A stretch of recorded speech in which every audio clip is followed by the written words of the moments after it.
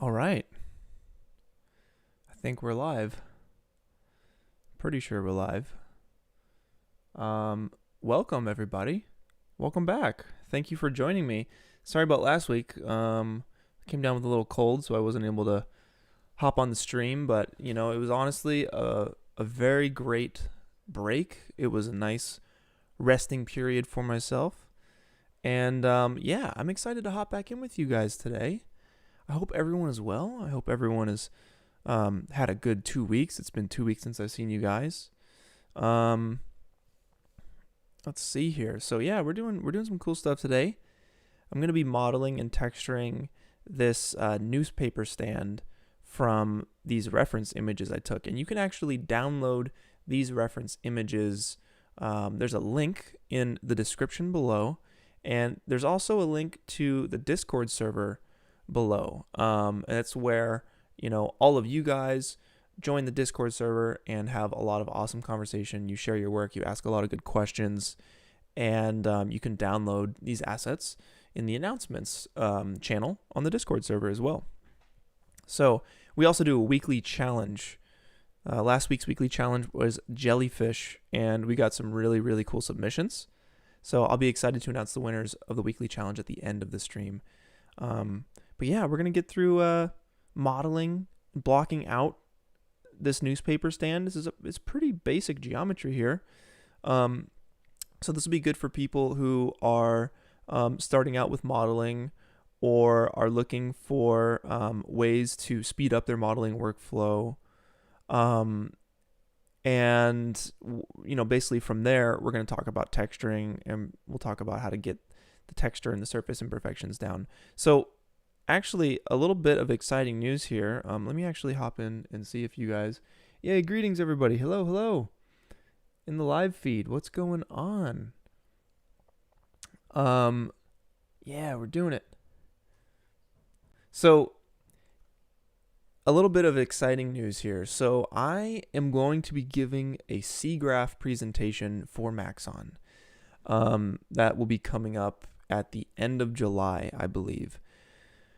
The presentation is on, it'll be titled something along the lines of The Secrets of Photorealistic Renders.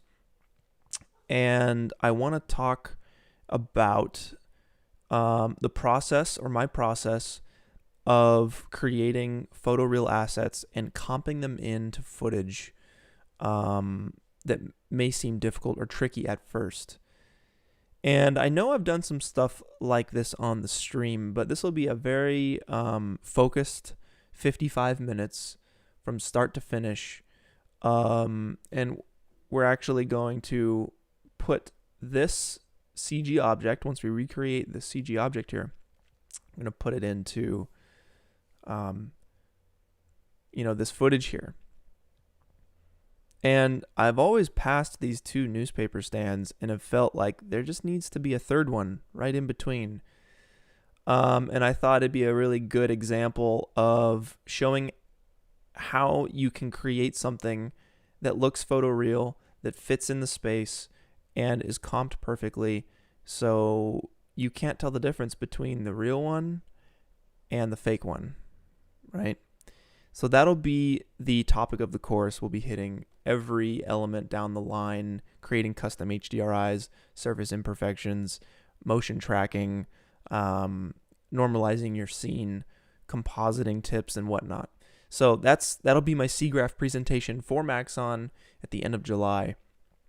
And we'll see if I can upload that video here. So I'm going to be building out this asset for you guys and doing a little bit of pre-work for the Siggraph presentation live right here on the stream. So in the Siggraph presentation, it's going to be an overview of this process, but you guys are going to get the full experience right now. Okay, we're going to do this. We're doing it live. Because you can't get 2 hours of a modeling thing live at a Siggraph presentation. It just takes too long. And yeah, Father's Day's tomorrow, guys. Get on it. Get on it. Get your dad something cool. Tell him you love him.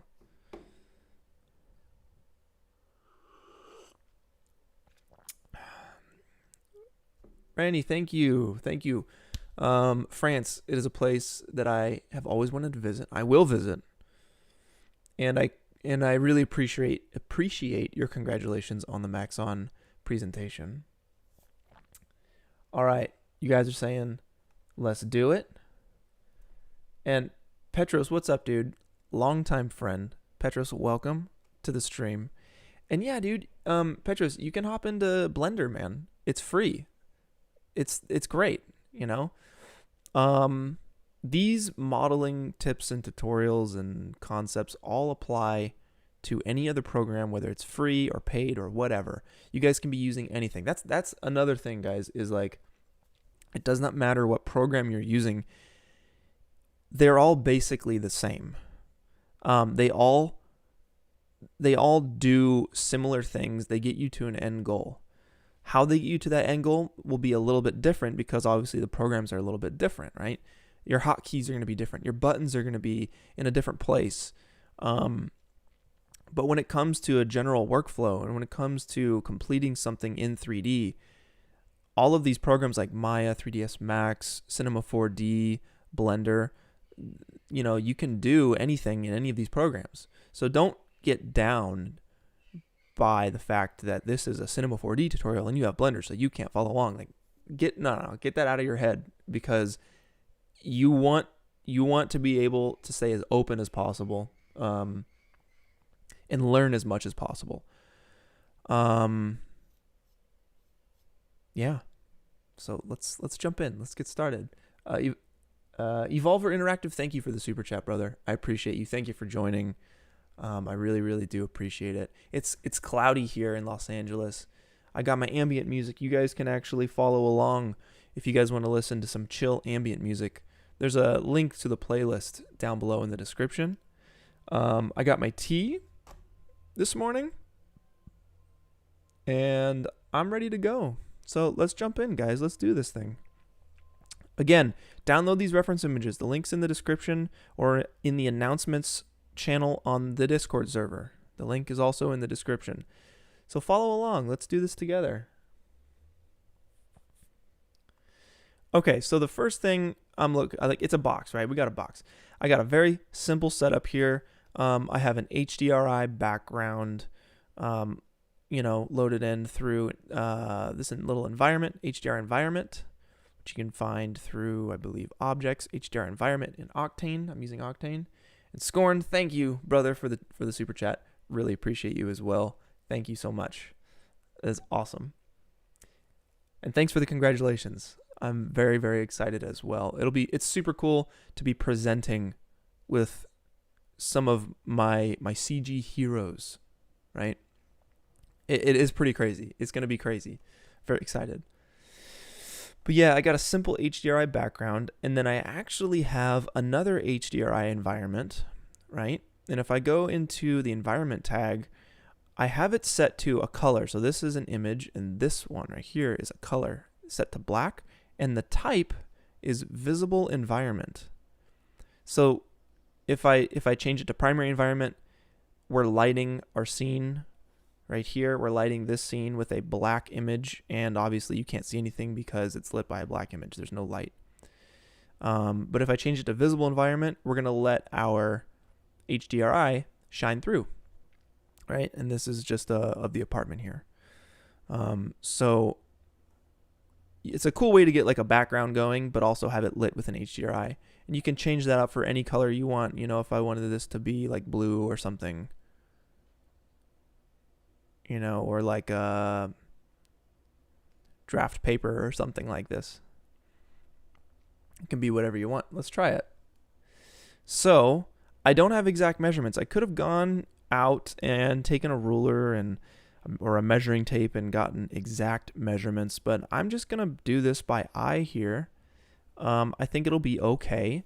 I also have this footage as reference to kind of see what's going on here, how big this stuff really is. But let's just make sure that we keep our shapes correct in proportion to the other shapes. So right now we're looking at a rectangle, right, with a beveled edge here.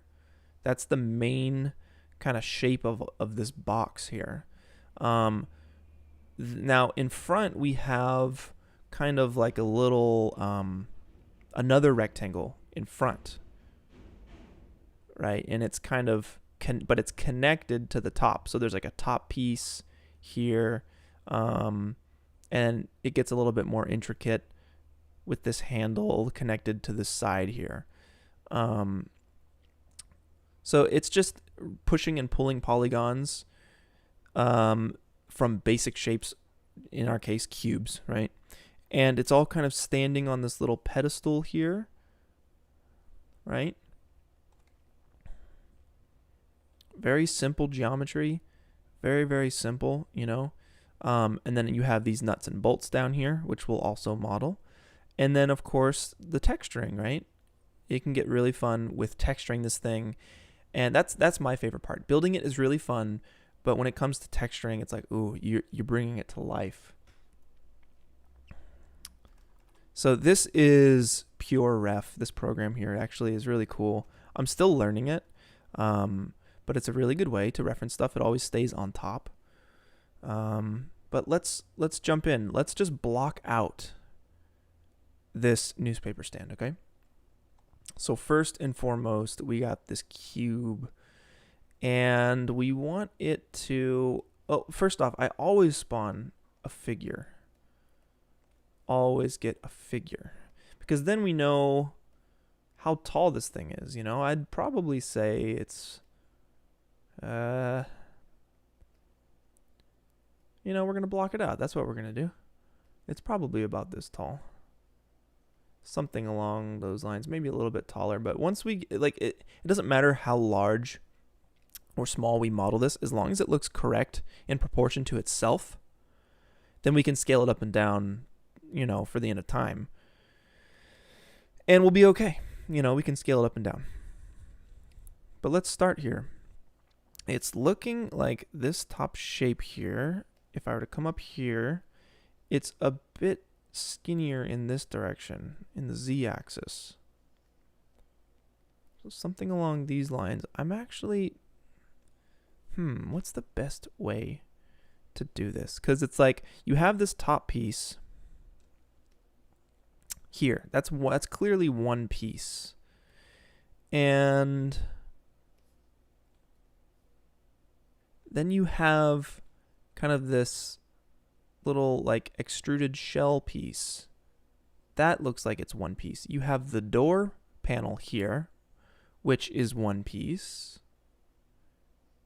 right here, and we're gonna do all this as geometry.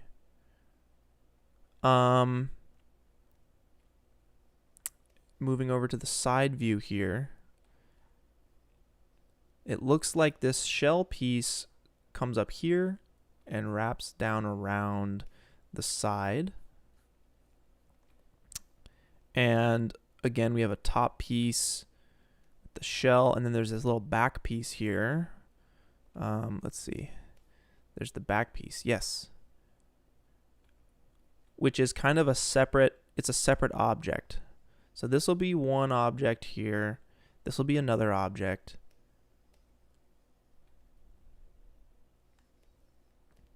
And then we have the whole thing, of course. Okay. So it's kind of, if I were to make this editable, and I'm just going to quickly model this. I'm going to hit MS, and that's going to be our bevel tool. And that's fine. We're going to start moving these lines around. So I'm going to go to that side. I'm going to find that side view reference again. Let's see. Here we go. So a little bit more than halfway up this newspaper stand, if I come into a side view, we'll hide our figure for now. This is all about looking at your reference and taking note of where the lines intersect and what is actually happening. So this line right here is a little bit more than halfway up this rectangle. So I'm going to make sure I move this, and I'm just doing this by eye, a little bit more than halfway up right here. I'd say that's about nice. Okay, and then it comes up to this point, and if I were to draw a straight line up from this corner, it'd probably, so right about here, is where it would be if it was just a rectangle. And it looks like it's coming in by about a third.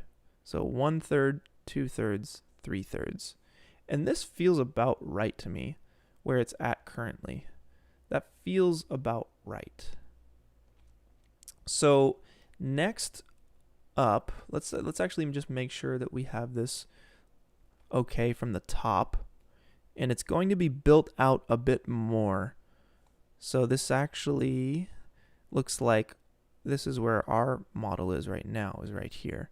But it extends and comes out a little bit. So again, we're just roughing it out. We're blocking it out, looking at the reference, asking questions. Where do things lie? Where are things extruded? We want to get the shape of this down.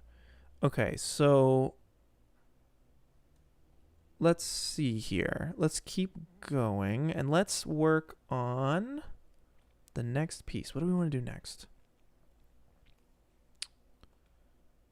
So we have this. Let's do this next.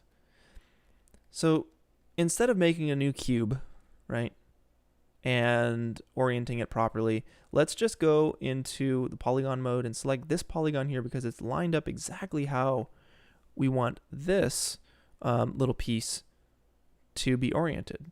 So one thing we could do is we can actually extrude this, or we can extrude inner, or we could actually hit UP on the keyboard, and that's going to break up. That's how I remember that hotkey, up, break up. You're going to break up the geometry. So now we have this piece right here, and it's sitting right in place, right where we want it, okay? So let's, I believe I want the anchor point in the correct spot. So I think that is the center axis 2. Yes, center axis 2. That is, yeah, the center axis 2 tool. And that'll snap the anchor point right into the middle of whatever geometry you have selected, which is always handy, okay? So now what we want to do is kind of grow the bounds of this. We know that this edge here stays, right? That's flush. But it kind of extends beyond this rectangle here. So if I just move this out like this, it's kind of what it's doing. And if we go to the top view right here, we can see it comes out by about that much. Again, this is all from the eye here. And now we have to ask ourselves, does this extend in like this, or does it extend out like this? And I think it extends out because I think that all extends out. All of this stuff. I'm holding control and moving those polygons, or moving those edges out, and it's going to create new polygons, which is exactly what we want.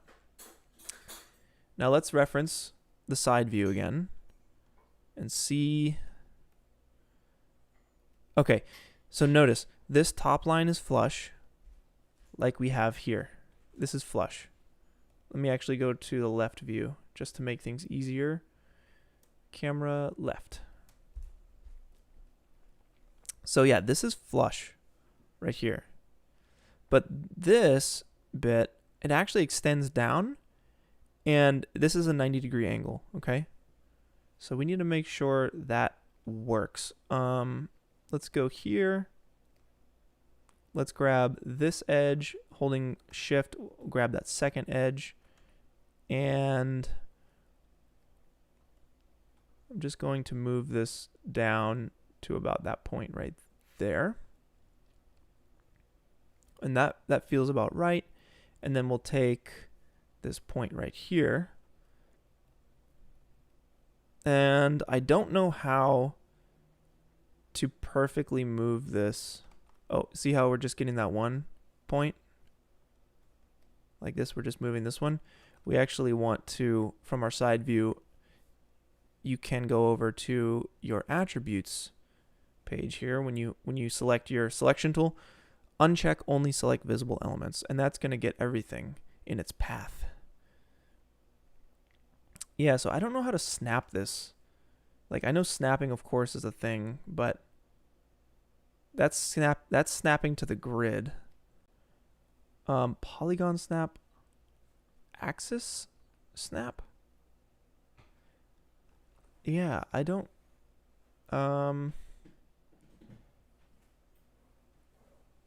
Guide snap. I don't know. Edge snap? It's still just going to the grid.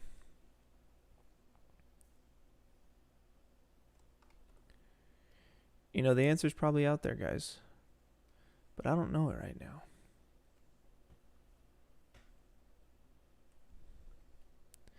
So I'm going to do this. Control-Shift-Z undoes camera moves, by the way. Let's see.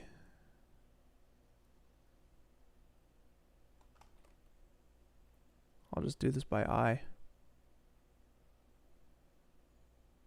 Probably not the ideal way to do this. Or honestly, guys, like another way we could do this and actually get it exact would be to delete this extrusion that we did. And we could grab, let's see. Let's undo that move. Yeah, let's undo. Okay. I'm going to take this, and you see when we select that edge, we actually get the correct orientation for the gizmo. Let's bring that down. Okay. And then when I select those edges, we get the improper rotation here. So what I'll do is I'll probably just take this and extrude it out.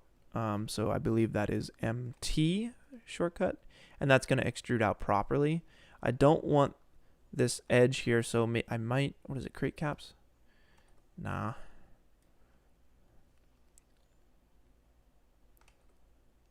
Let's see. Let's create caps. Let's bring it out, and then I'm going to just delete that face.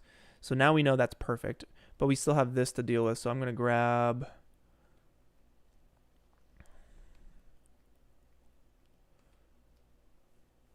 let's see.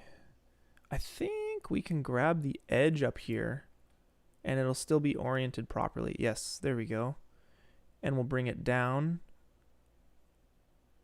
until it looks about flush. About there. And I think that's a little bit more accurate this way. Okay. Sweet. Shutter Authority, welcome. Welcome, my friend. Good to have you. Shutter Authority, we have known each other online for probably, man, since YouTube started, which is really crazy.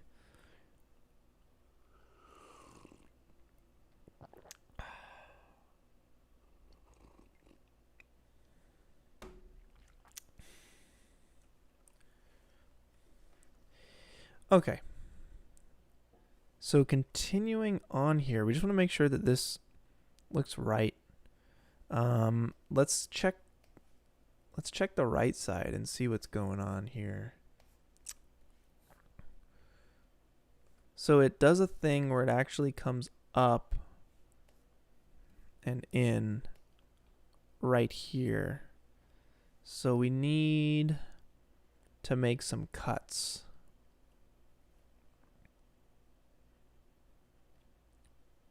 So the best way, what would be the best way to do this? This might be a little bit of like 2 steps forward, 1 step back situation. Let's try making some cuts here on this. Boom. And we'll scoot that over just a little bit. And I'll make another line cut like there. Okay. So these 3 need to go. And we need, let's see, what's the best way to do this? So these edges here, 1 and 2. See, the gizmo, the world or local deal is not working. It's only working, it's working for this one. So I'm going to control drag this one up. And we'll control drag this one in.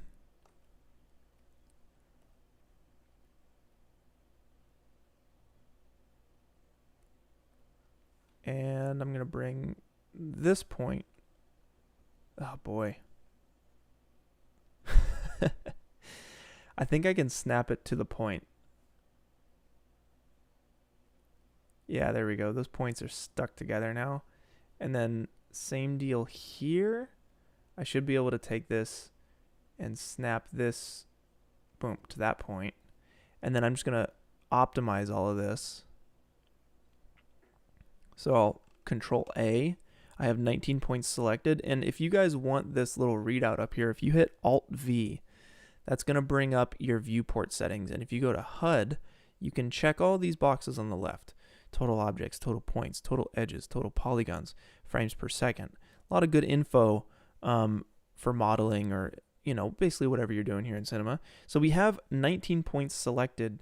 And if I optimize this, I'm hoping this goes down to like 16 points. So I hit UO and it went down to 18 points. And this, we want these points to be, let's try and get this right in there. And we want these points to stack on top of each other. Boom, right there. And if we select all again, we hit UO, this point should go from 18 to 16. Okay, went to 17. 2 points. It's 2 points selected right here. Why? Maybe if we, where is the weld? 1 point. Okay, so that's a 1 point. And then we'll weld these points. This should be, okay, this is 1 point now, which is good. That's what we want. Fantastic. 1 point, 1 point, 1 point, 1 point. Probably a better way of doing that, you know. I'm not the modeling master here. But hey, it's working. So now we have a basic kind of outline for that little bit there. And I'm going to move this forward just a hair so that we can actually, I'll turn off snapping. Move that forward just a hair.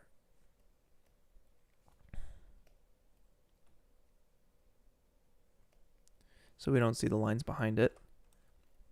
Make sure you guys save your work. Okay, so continuing with the block out. Okay, we have to keep blocking this thing out. We're not going to get detailed quite yet. Let's talk about this piece right here. Okay, what is going on here? It looks like that's straight perpendicular with the ground, and this is lined up with this angle here.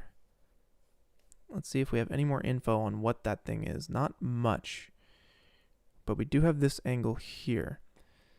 So this angle, this bit here, if I were to select this face, it looks like I can control drag and extrude this.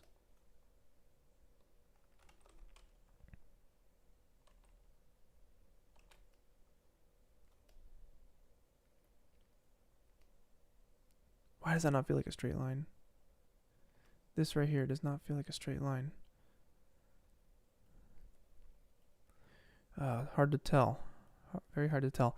But yeah, okay, so I extruded that, and it looks like we have a piece coming. It goes beyond the top of this. So I think we're going to want to do the same thing. We're going to break this up. So I'm going to hit UP with that edge selected, or with that polygon selected, right? And now we have this new piece to work with right here, okay? And this is Magic Solo. This plugin, if you guys want this, It's a really nice plugin that David Ariev, the Octane Jesus, told me about. And it's amazing. Magic Solo. Check it out. Okay, so this goes beyond, again, beyond the bounds of this deal. So I'm going to just bring this up like that. And we want to extrude this. So I'm going to go to edge mode, or sorry, polygon mode, and we'll hit MT for extrude, and we'll extrude that out. I'm looking at this top edge right here. Boom, right there. And it looks like the angle is going down, so that's correct. This angle is also correct. Okay, so it is not perpendicular with the floor, but we are getting a weird... Huh. I guess it starts tapered here, and it gets larger by the time it gets down here. So that means we need to take this edge and drag it out. But we want to make sure that this stays flush.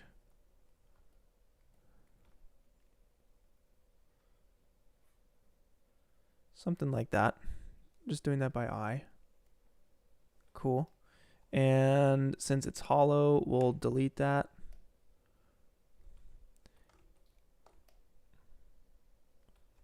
Oh, and we still have only select visible elements unselected. And you can see how it deleted this side. We don't want that. So let's make sure we check that again. Delete. And now we have that shell there. Oh, hello. So we have this shell here, which feels about right to me, okay? And then we'll do this handle right here, which, let's see, what's the best way? It's a rounded edge. So we'll probably, I'm actually going to save the handle for when we do it legit. It doesn't make sense to just block that out. I think we'll do it legit when we get to that point. So that's basically, you know, if we look at our render view here, that basically feels like this box, you know. We want to get the base. Well, obviously we'll get the base. So let's focus on that next. Okay. Everyone good so far, yeah? Little thumbs up action if you guys are doing okay. We're making our way through this. So we got a window here. Once we get into the detail stuff, we'll get all that going. That'll be our next step. We'll go through and do a detail pass, and that's what's gonna really bring this stuff out. And then we'll do a final detail pass where we actually get the nuts and bolts and like the little handle and stuff. Okay, so yeah, let's get this little base wrap around here, which to me looks like basically if we take our original cube, we'll grab the bottom. I'm going to hit UP to break up. That's the bottom. And I'm just going to scale it up. I'm going to hit T for the scale tool. I'm going to just scale it up a little bit, just enough to get past the edges here, the boundaries. Boom, right there. And I'm going to grab, if I hold Control and click the Edge tool, it'll convert your selection to edges, which is exactly what we want, because I'm going to hit W to switch to the Move tool. I'll hold Control and move this up, just like that. Awesome. That looks really nice. And then I'll grab the Polygon selection tool. I'm going to hit UL. We'll do a loop selection. Okay. And I'm going to hit MS on the keyboard and bevel that, or extrude that out. And you can see that we're not getting what we want here. We want this to be connected. So I'll undo that. I'll go to, oh, it's because I'm on the bevel tool. MT is what we want. That's extrude, right? So we'll extrude it. We can always work these in and out later once we get into the detail pass. But that's basically what we're going for, is something like that. Okay. So that's that like outer ring that's holding this together. That it's like a little pedestal it's standing on. You know, we'll bevel all these edges later. And now we want this base piece right here. It looks like we have a couple little things here which we can work in, but let's get this base piece in. And it's pretty skinny compared to the actual box. And I'm not going to break up this polygon again, because we actually want a square. I'm going to spawn a new square. We'll scale it way down, or not square, it's a cube rather. And I'd say something like that. Let's make sure we are in the model mode here.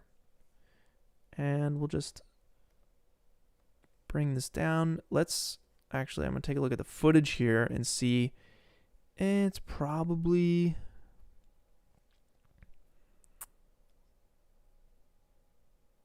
a little larger than a third of the height of this whole thing. So with that in mind, it's probably somewhere like that, I would say.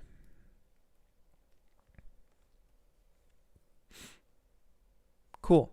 I'll make the cube editable. I'll go to polygon mode and we'll select this base polygon. I'm going to hit MW to extrude inner, and we'll bring this out. Probably somewhere around there. And we'll extrude again MT for that thickness, just like that.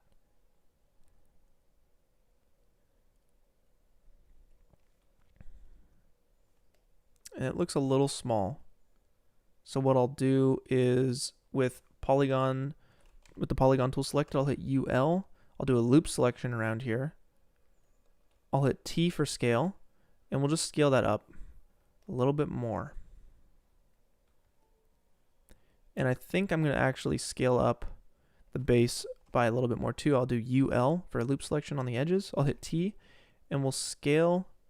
Okay, so you see how it's scaling all the way down like that. That's not good. We don't want that. We don't want to scale on the Y. So I'm going to uncheck Y up here, and now it's just scaling on the X and the Z. So we'll just scale a little bit more. And that feels nice to me. Yeah, we're looking at our reference here.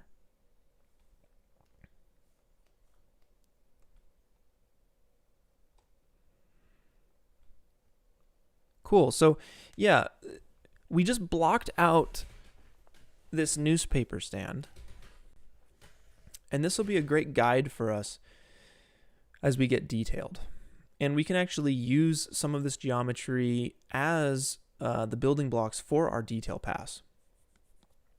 And it'll depend on what it is. Like the base, I know will stay the same. You know, we might switch out some of this stuff, but honestly, I'm pretty sure we're going to use most of this. Let's just clean up our hierarchy here, and we can move. Usually what I'll do is I'll put my camera, I'll leave my camera. Let me put the HDRI backgrounds. I'll hit Alt G, and I call that scene. Well, we can get like a sunlight in here too, which in fact, let's try. I'm just going to spawn a sun. You can do that through objects, lights, Octane daylight, and wherever this line is pointing is the direction the sun is shining. So I'm going to just angle this down. So now that it's shining down, and I want to backlight it just a little bit. Okay, and then I'm going to hit W to set my gizmo orientation to world, and I'm just going to give it a little side light from like this, from the back. That's nice. And then we actually want to combine our sunlight and our HDRI environment. So if you select the daylight tag here and you scroll down, you'll have this little checkbox, mix sky texture. We'll check that, and that's going to use the HDRI as your reflections and your ambient light, and it's going to use your sunlight as your directional light.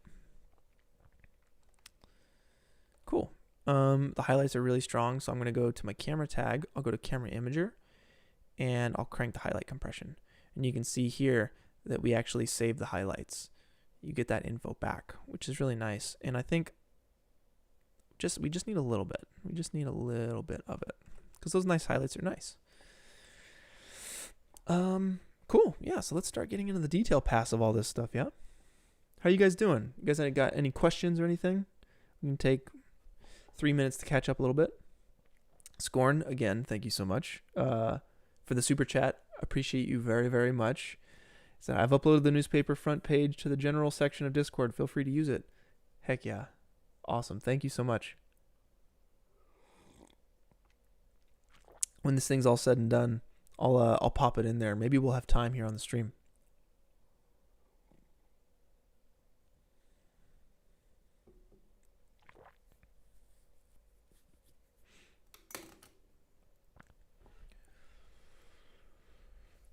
Yay, Chris, that's awesome. You're buying a new PC for VFX. I'm loving these tutorials. They give me so much motivation. That is such a good thing to hear, man. I'm really, really glad, and I'm so excited myself, honestly. I really, really enjoy doing visual effects, and recently, okay, guys, this is big. This is big. So a lot of you guys know that the Unreal 5 demo was released maybe a month and a half ago. If you hadn't seen the Unreal 5 demo, it is incredible. Unreal Engine is a real-time, you make games in this program. But it's also used for film, too. If you guys have ever seen the Rebirth trailer from Quixel using Unreal Engine and all of their assets, right? Their assets, the Megascan's assets, come free with Unreal Engine, which is already free. So in my mind, I'm like, I would be so dumb not to learn that program. So over the last 2 weeks, I've been doing a lot of tutorials and learning Unreal Engine in the hopes to stream it for you guys here, because it's free. It is the future. And I really think that as a VFX artist, as a filmmaker, we need to know these things. We need to stay on top of the industry. You don't want to get left behind. That's certainly true. You want to be on top of your game. And Unreal Engine is the future. So I encourage you guys to look into Unreal Engine. It can seem daunting at first, but give yourself a goal or something, or maybe we'll do a goal together with Unreal. But yeah, I'm trying to recreate one of my photos with my buddy just as a test. And I want to be able to do photoreal environments. That's my goal. And to do it in Unreal and eventually release a game. I think it would be really cool to release like an atmospheric game. So that's definitely a goal of mine. And I want to teach you guys and stream it for you. So we'll get there. We'll get there. All right. Am I eating enough apples? I probably am not eating enough apples. An apple a day. You know, I'm not eating an apple a day, I'll tell you that much.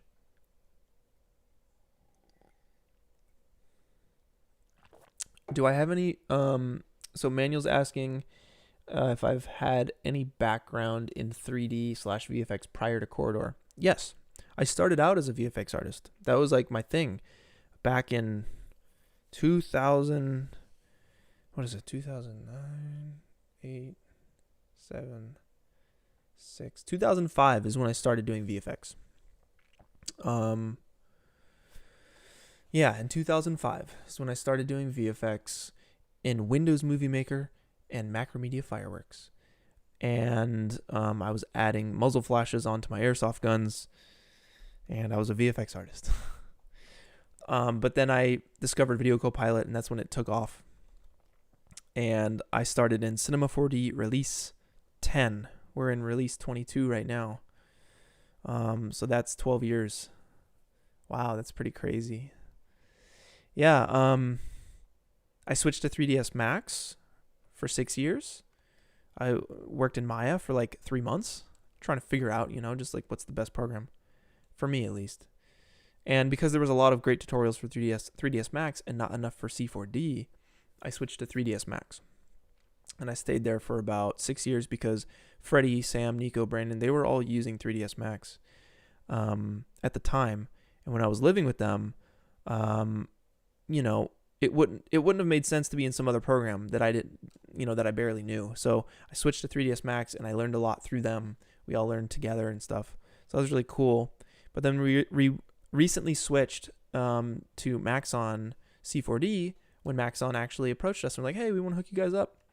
So they gave us a studio copy of C4D, and that was about 2 years ago, and I hadn't looked back.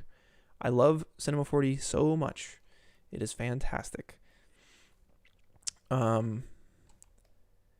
yeah, this is a little background, a little bit of background. Let's get back in here, guys. So this, what do you even call this thing? Like, geez, main piece. Yeah, this is our main, and we have our base, and we have, I feel like this is more of the base. This is the base, and then this is the stand. Stand will be at the bottom, and then we have the like, I guess this is like a hood, I'd say. And then we have, what would this be? What would this piece be? I have no idea. What function does it serve?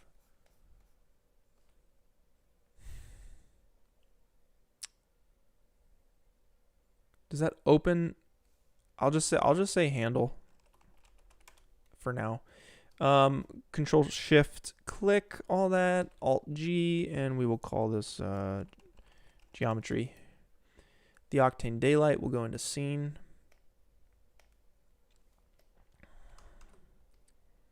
And let's continue, guys.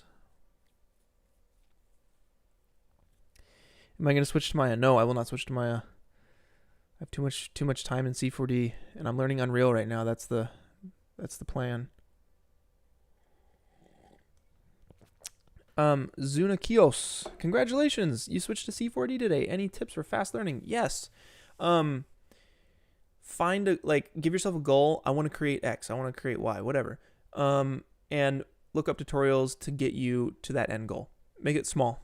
So, like for example, in Unreal, I'm trying to recreate one of my photos, a small photo, and I'm looking up tutorials to get me to that point. That's probably the most direct way to learn. Otherwise, you can go to grayscalegorilla.com, and they have a lot of incredible Cinema4D tutorials that you can watch. It's basically how I learned C4D. iDesign is another good one. That's EYE, like your eyeball design. Or just keep hanging out on these streams every Saturday. Welcome. Okay. So it looks like here we have these frame pieces that come up.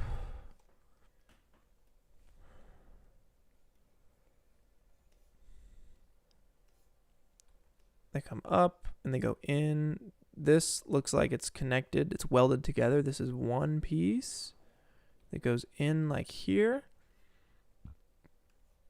And right here, this goes in.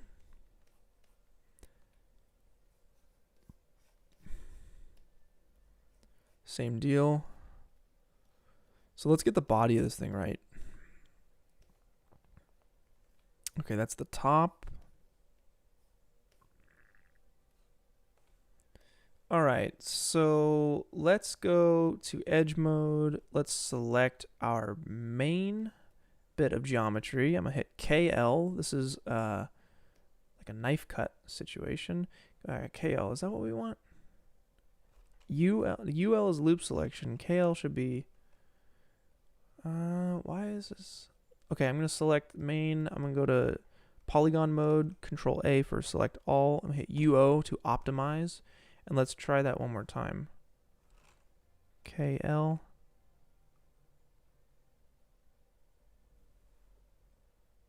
Huh. What? That's weird. Optimize made it worse.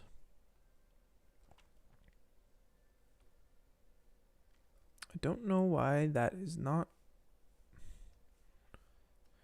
Do I have to be in? Weird. That's super weird. Sometimes things just don't work.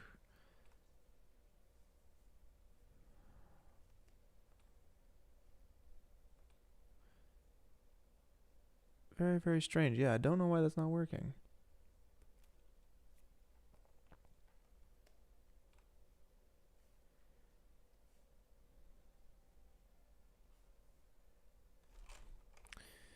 So that's a loop path cut. The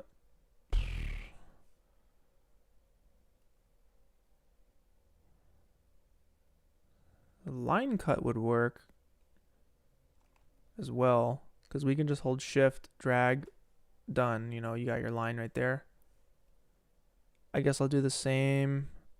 Yeah. Is there a better way? Is there a better way? Because we want to cut along this whole bit. So we could just take this, move this back, hold control, and move that back out, and we have our line. And as for this part, well, actually, it goes around both sides. So we want one going this way too. So if I select both of those, move it in, hold control to move it back, and now we have what we're going for. That's definitely a janky cheat way of doing it, because for some reason the knife tool or the loop path tool is not working. See there, it kind of is going, and I don't know why it's not getting all the way around. Do you guys have any fix for this?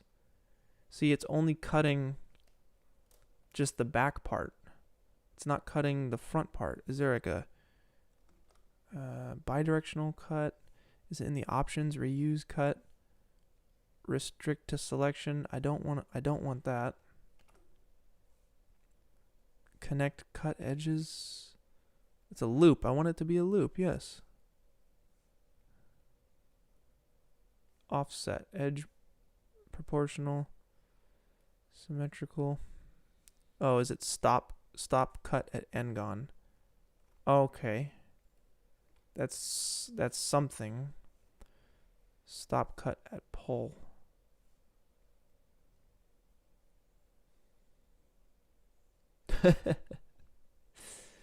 Arnie, very generous of you. Thank you so much. I appreciate the super chat. I'm gonna get that orange. Yeah, I appreciate you, dude. Thank you so much. That's great. Restart the program.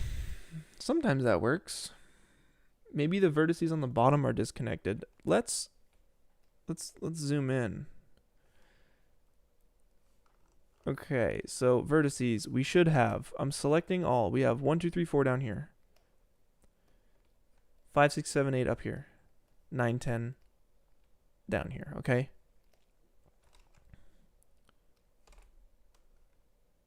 Okay, so that is what we want right here. Boom.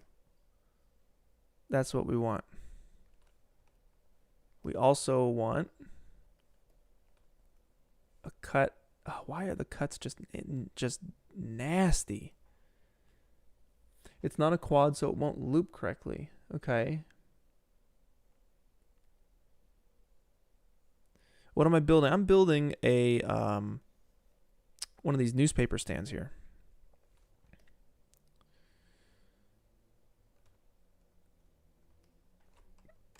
Oh man. Okay, so maybe I need a.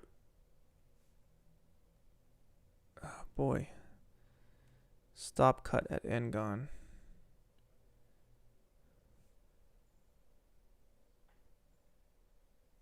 Preserve curvature.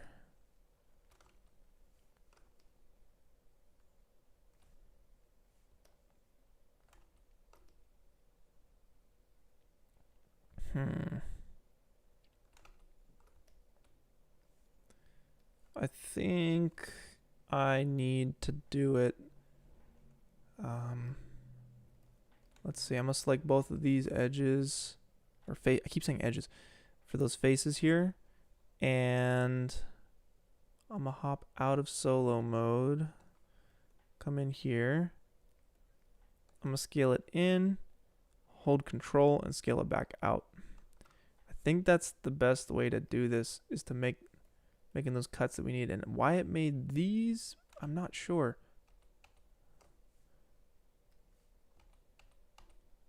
Okay. Problem solving. That's all you do when you're doing VFX.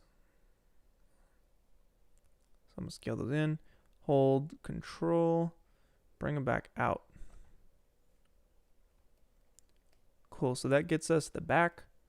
We also want the front, or I guess this is the back, right? So let's go to this view, and I'm gonna move it.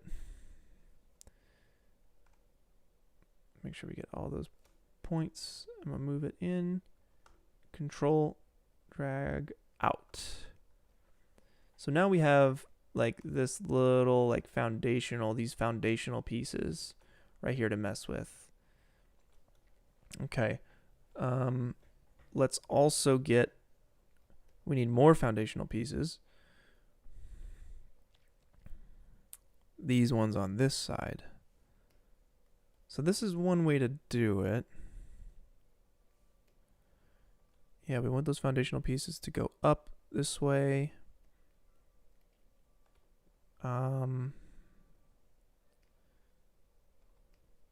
So let's see. Weird. Why do we have...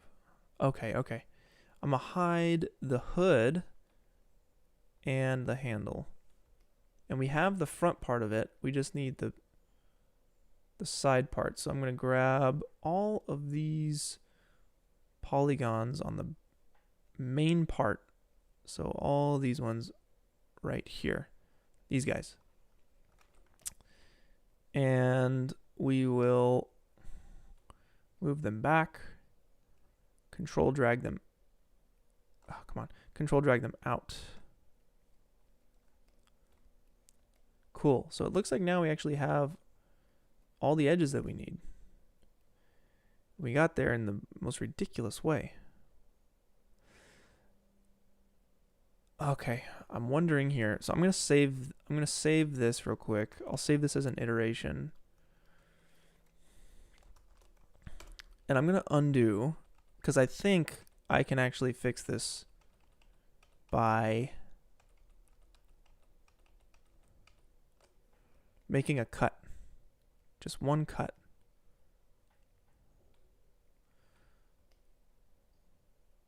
Right here.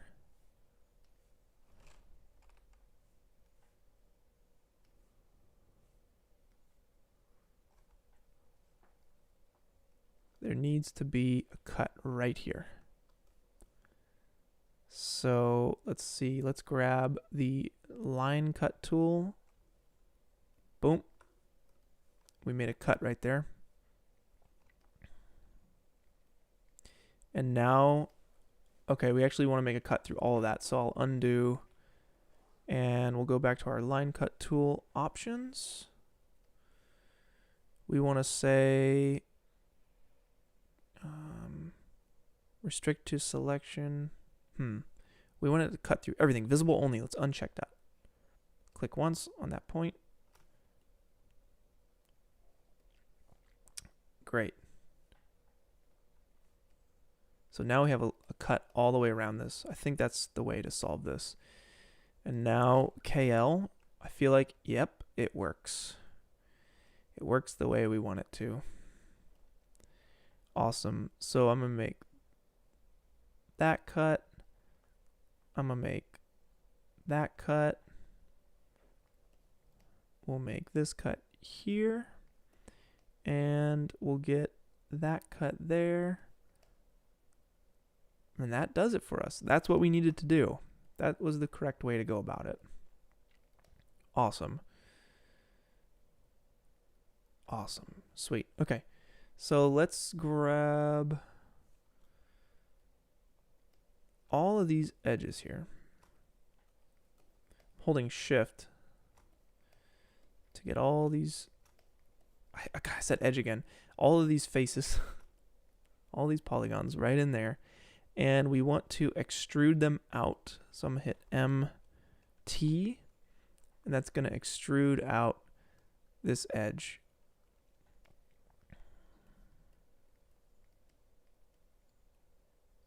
Fantastic. We'll go a little bit more. Yeah, that's nice.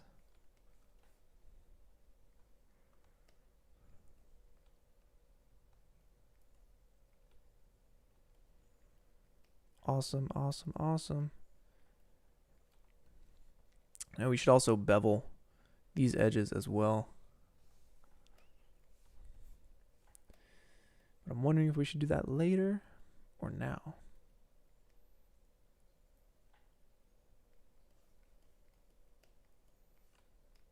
Let's try it. I usually try not to bake in my bevels, so maybe we'll save the beveling for last. We'll do a bevel pass. And yeah, modeling with C4D is similar to modeling with Blender. Very similar programs. Pavan, welcome. Thank you for joining the stream. My health is good. I'm all good to go, so thank you for checking in. All right. Here we go. So we have the edges there. That's looking nice. Let's so it looks like the glass is also something that is on the inside of this. So if I actually come into the main section and we select, I think all the sides are made of glass. Yeah, I'll select all of these sides here and I'll hit UP. That's going to break up the geometry. We'll rename this as glass and we'll go to main and delete those polygons. So now we have these glass polygons in here. And I'm actually going to hit MT for extrude and we'll extrude those in. Is there a better way to do this? Maybe we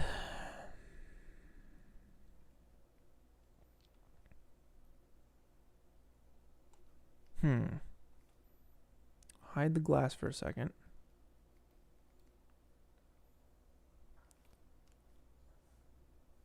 And we're inside of the main geometry now. If I select all of these faces here,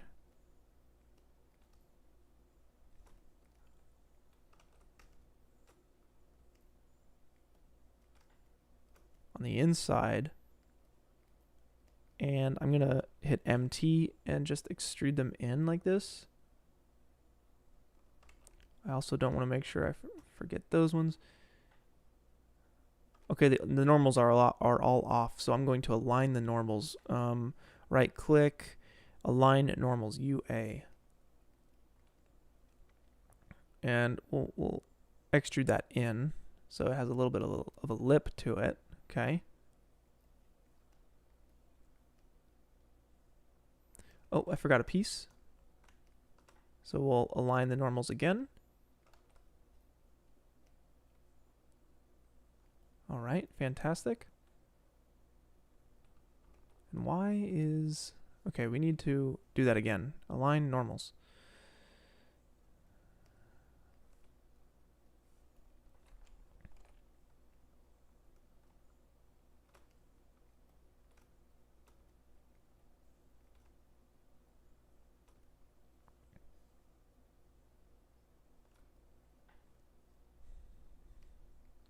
It's not...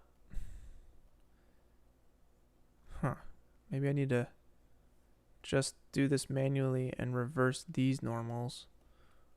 For these guys, reverse.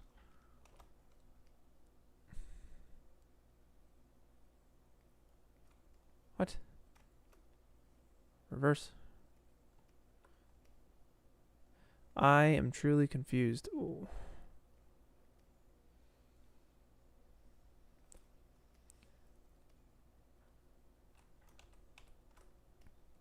these all need to be the same color.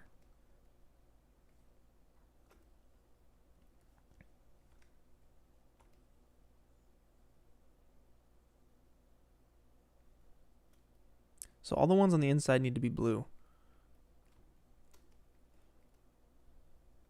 And aligning normals is not working. I don't know why. And let's say they're all blue. These ones are orange. Let's try just reversing those normals so they're blue. That works. That works. That's fine. Okay, we're actually good now. Now we can finally extrude these because they were going different directions. I'm going to extrude it in, and I'll reverse these normals so they are correct. I'm going to hit UL and make sure the top here is all correct. So these are blue. You want them to be orange. That is the correct color for normals. Basically, like we're on the inside. The blue is the inside of something. Yes.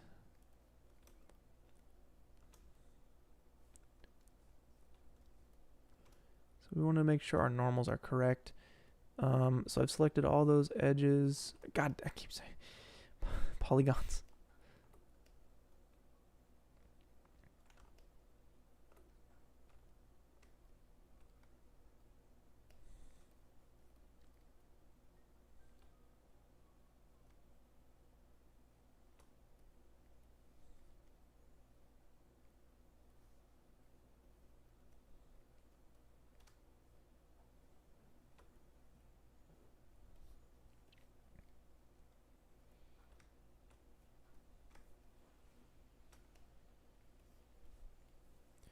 And we will reverse these. And this is just setting us up so that we can texture properly. And then now these are all incorrect. So we want to make sure we get these sides here. We'll reverse those normals. And it looks like the rest of this is correct.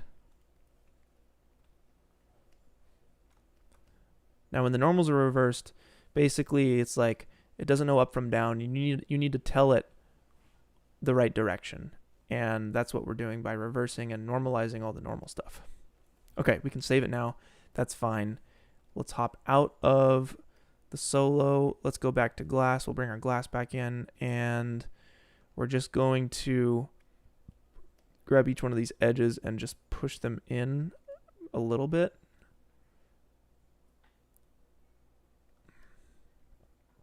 So we maintain that lip there. Push that in just a little bit so we get that lip.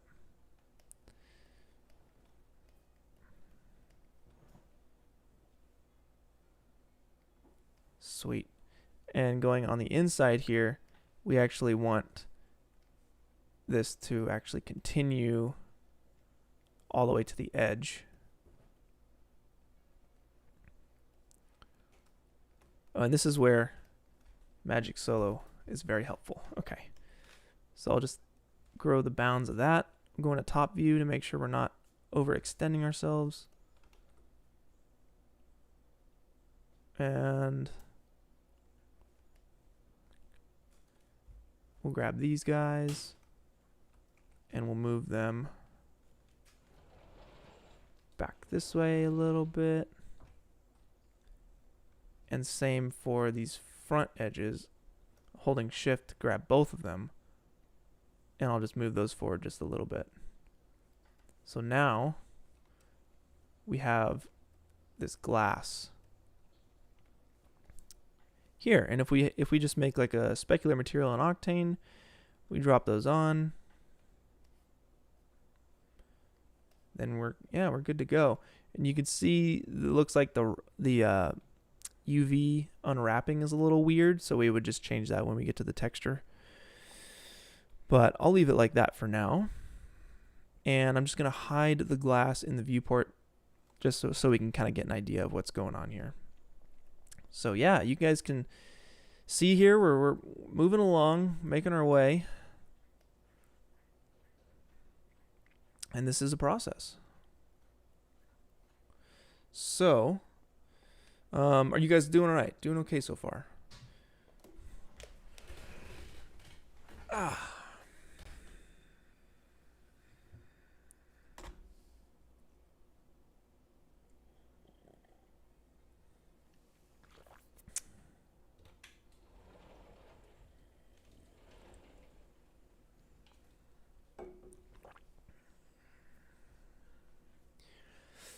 Yeah, how's everybody doing in the chat here?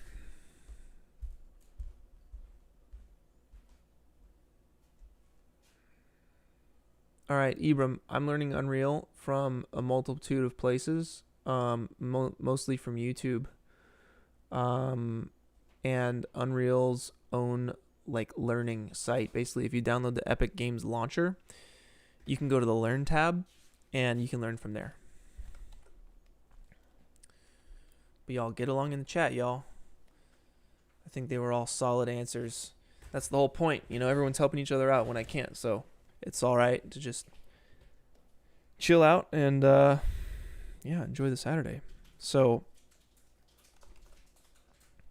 what's next? Let's get the top piece. Let's get this top piece going. Okay, so let's go to the base. No, not the base, the main, okay. And the top piece is let's see. It's a combination of the hood and the handle piece. Or it's a combination of the hood and the main bit. Okay, so it's what we want to do is combine all of these top polygons together. So I think what I'll do is make a plane. I'm going to make a new plane. And I'm going to bring it up to the top here. And I bet you there's a way to get the exact top going. So we can say this is 23.191 inches on the Y. That's where that piece of geometry sits, 23.191. We'll copy that. We'll paste it on the plane. And nothing. Okay, make sure you're in the actual like the model mode here, and paste it on the plane, and it doesn't work. Okay, that's probably because it's all relative. Well, heck, we'll do it by eye then. That is okay. Right there, sitting right on top. I'm gonna go to the plane. I'm gonna set the width and height geometry segments to 0, 0.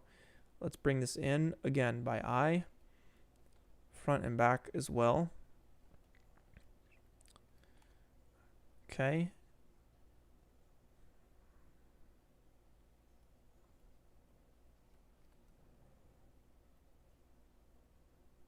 So just about there covers the whole top, okay? So I'm going to make the plane editable by hitting C. You can also hit this button up here. It's going to make it editable. So now we can make some cuts and stuff. I'll go to edge mode. I'll hit KL. And let's make these cuts right here and right here. Cool. And we'll delete this face right there. I believe that deleted. There we go. Let's hide our handle and our hood. So now we just have this top piece. We'll go to model mode. We'll bring it up just a little bit. Awesome. So now we know we need to select all the edges here. So I'm going to hit Control A to select all the edges. I'll Control drag and click these two edges. And I'm just going to Control drag down. And that's going to get us our like lip here, our top. Now we want to make sure this is correct here. I don't know exactly what's going on the inside of that, and it may not even matter because our handle and our hood is going to cover that bit. But let's just take a closer look for a second here.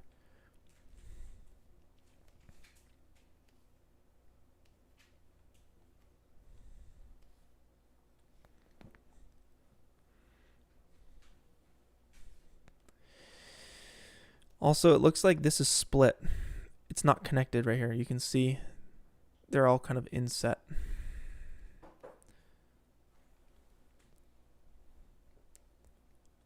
The metal is just folded around.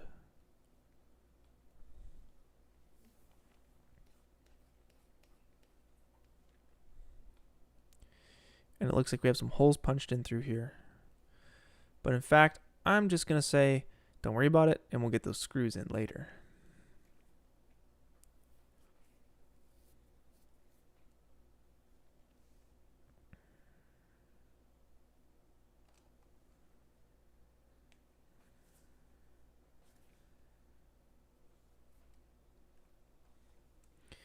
All right. So let's undo that drag down, because I want to actually have these be little separate pieces of geometry here. So I wonder if there's a way we can split that up. What would be the best way? I feel like you can just control drag this down. And if you look down here, we can see there's a number that correlates to how we drag. So we'll say right there, 0.8, negative 0.8. Cool. And then we'll take these 2 points, holding shift. I'm going to hit T, and I'm going to scale them in just by a hair. Like literally right there is just enough. Now let's go around and do the same for everything else. So I'm going to hold Control, and I'm going to type in negative 0.8 for the Y. And I'm going to scale this in by just a little bit. Something like that. I feel like we might just want to move those points instead. That way we have a better handle on it. There and there. So that's very, very fine detail, but I feel like it'll all kind of play out in the end here. So let's select these, holding Control. We'll type negative 0.8, and then we'll go to point mode, and we'll get these points separated just a little bit. Awesome. And we're going to keep going. Negative 0.8. I don't have to worry about that corner. Let's get this guy, Control drag, negative 0.8. And the reason I'm doing this one at a time is because it's the only way I know how to like get 2 points down here to mess with. Now this back piece is made from 2 edges. Control drag, negative 0.8.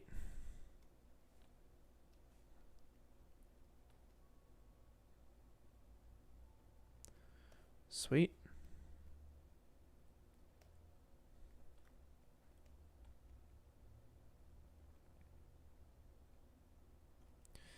Awesome.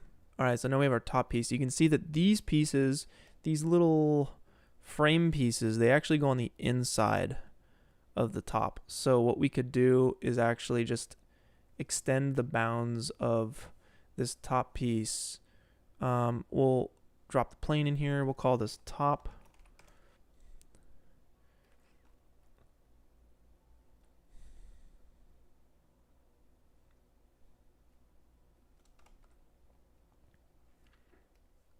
Let's go to the top view here real quick.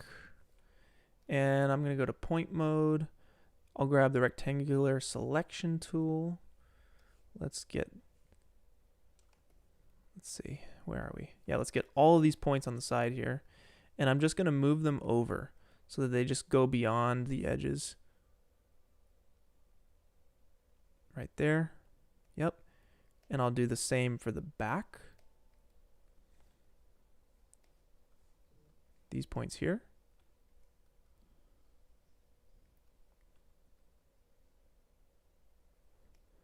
Great, so that's going just beyond.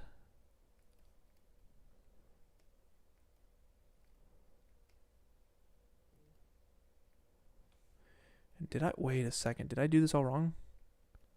Oh my God. I did this all wrong. Oh boy. I did it the wrong way. This is supposed to be missing, not this. This is supposed to be there, not this piece. Ah, so dumb. Okay, is there a way I can save this? Can I salvage this? I bet you I can. Let's delete all of that. And let's take this.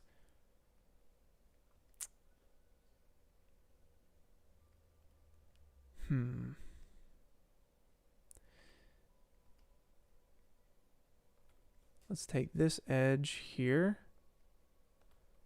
Or I guess it'd be this whole.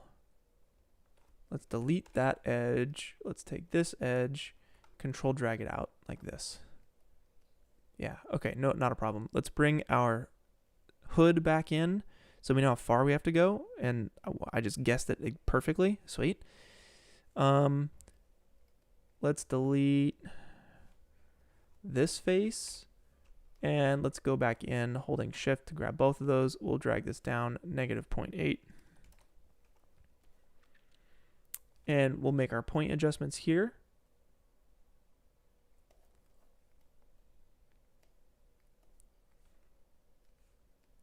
Control drag -0.8.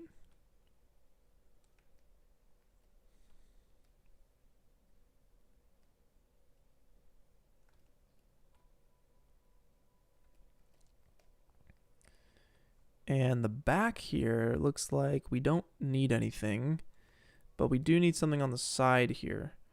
So I'm going to grab the side edge, control drag down, -0.8. And we'll make sure, let's go to the rectangular selection tool, go to point mode, grab all these points, scoot them over so it goes beyond the bounds of these little frame pieces, the vertical frame pieces. And then let's take these points here and split them apart ever so slightly. These are the micro details that I think will really stand out. And you got to put a lot of time into this stuff. But it all pays off. Cool. Fantastic. Now we want to extrude these little panel bits here because they actually have some thickness to them. Right? If we go to our back to our reference, if I find a reference picture or a reference image here, you can see there's some thickness to these panel pieces. And before I do that, actually, this handle, let's make a slice here in right in here. If I hit KL, oh, do I have to? Maybe we have to do the knife tool. So let's go to the top, grab the line cut, hold shift, that's 1, and we'll come back, let's see, we'll come back for 2. Right there, and I'll take that polygon, boom, delete it. Cool. So we can move this around depending on how our handle is when we model that later. But again, let's grab all these edges here.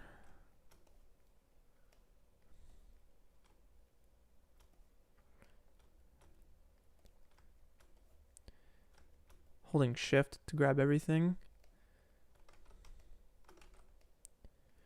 Great, and let's hit MT for our extrude tool. You can right click and find extrude right up in here as well.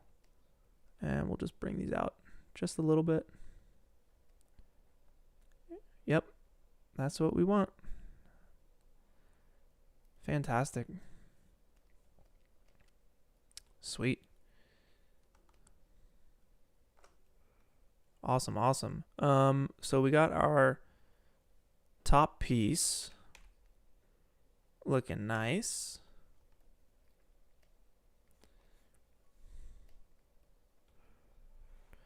And again, we're gonna go back in for beveling, because that's gonna be a nice detail that's really gonna help our edges shine. Like literally, it'll catch the light on the edge of your model, which is always what you want.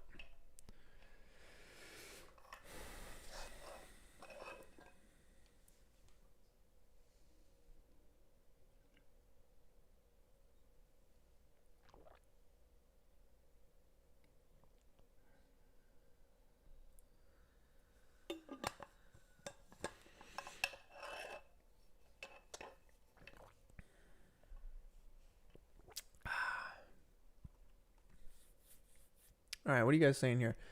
My advice would be to learn as many different software packages as possible. It'll give you a bigger chance of landing a job. Chrono says, to be honest, Blender should be your main focus as a beginner. It's free, and after mastering the interface, it's quite trivial to apply technique into other software. That's great advice. To add to that, learn the craft and not the tool. All of these things I agree with, guys.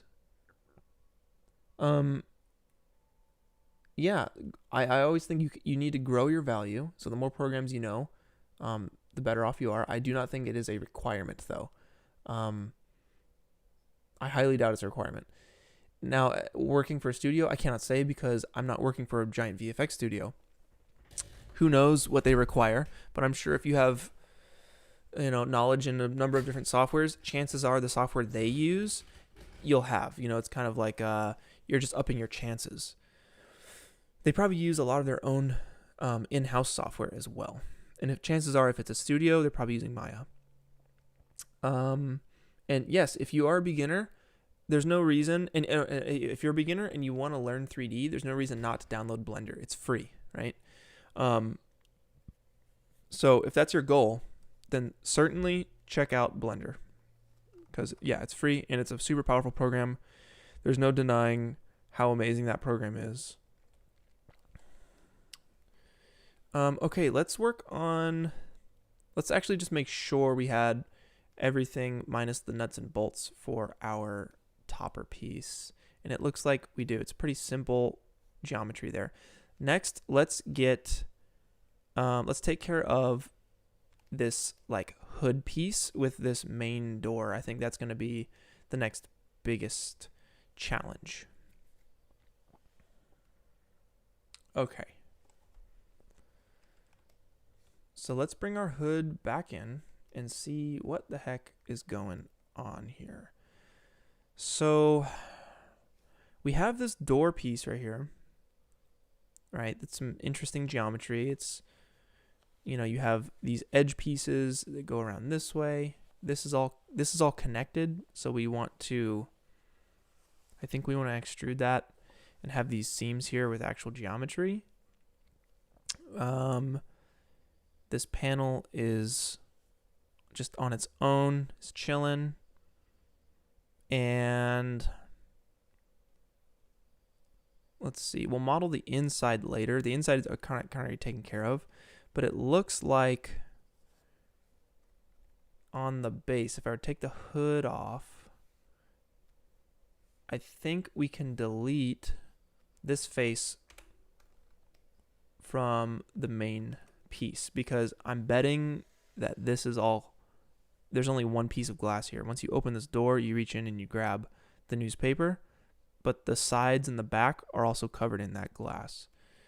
So 3 sides are covered in the glass.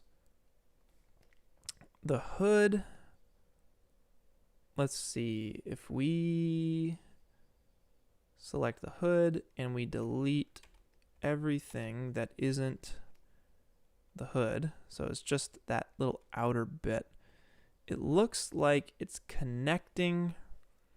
How is it connecting to this? It looks like it actually has a back,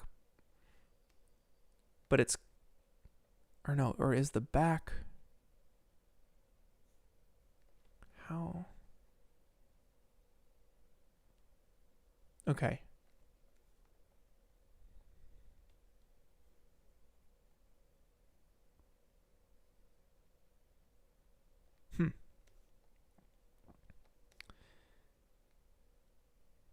Yeah, I guess it's extended down here. I'm just trying to make sense of this.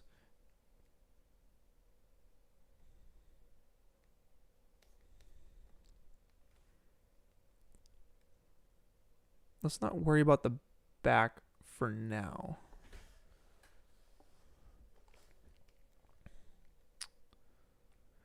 Let's focus on the door, okay? The framing here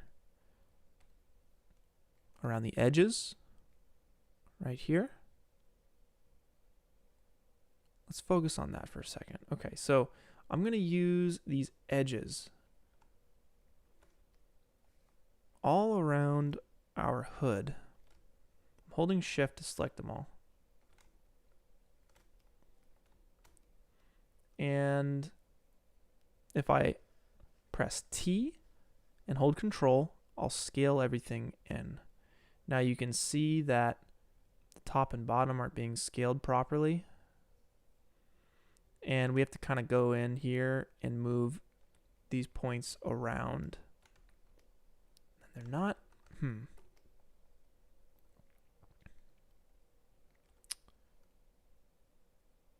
wondering if there is a better way to do this. Let me undo, and not delete all this stuff. So if we select all of that and then we hit MW, extrude inner, we can bring these bits in. That's kind of what we're going for here. We want to create that border, that frame around everything. That feels about right to me. And now if we delete them, we have this frame here, right? Around everything. Cool. All right, so from here, this actually continues up this way. So maybe we undo that, and I'm just kind of thinking out loud here.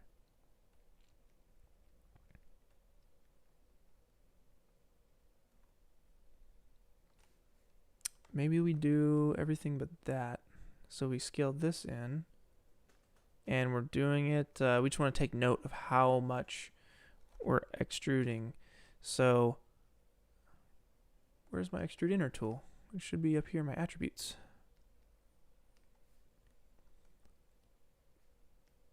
Here we go. Okay.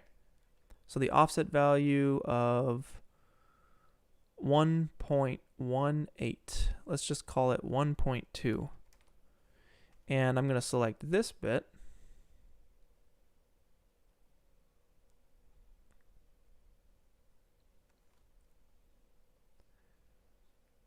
And we'll do the same. We'll go in by 1.2. Now we're getting double here on the side, which we don't want. So I might just have to take this edge and scoot it over by 1.12. So you can actually type in the X value minus 1.2. And that gets us the edge we're going for. Now I bet you there's a better way to kind of streamline the geometry here.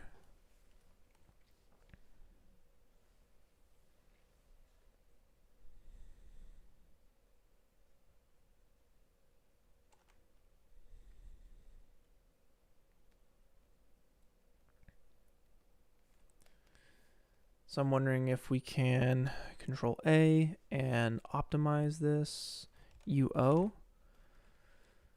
And it looks like we want clean geometry. We want clean cuts on all of this stuff.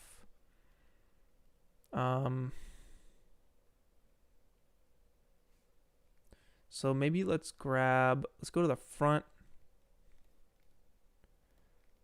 and grab the knife tool, the line cut tool. And I'm just gonna make some cuts around here where I think we need some cleaner geometry.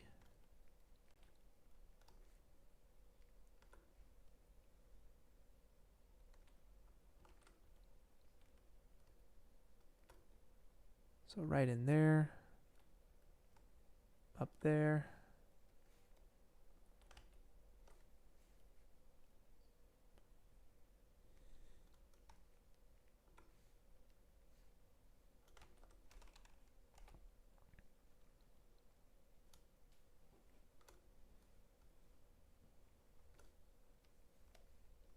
Cool. What's going on here? It's a little funky. I'm gonna turn snapping on.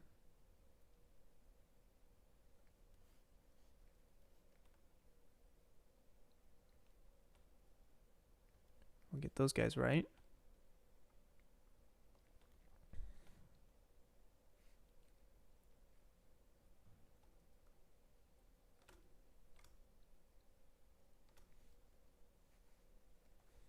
Cool.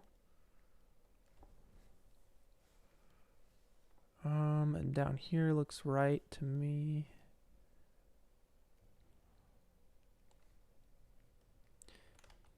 Oh, I'm wondering if I moved something up here that didn't need to be moved. Maybe. Oh no, I think I had it right. Yeah, that's cool.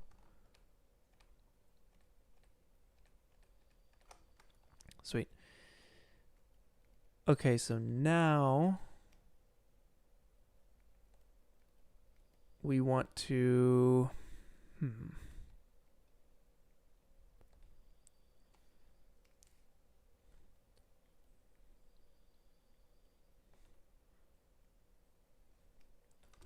select all. We're going to reverse normals. So it's facing the proper direction. And this is going to be glass here. This plane right here will be all glass, but let's take care of that in a second. Let's extrude out these edges here.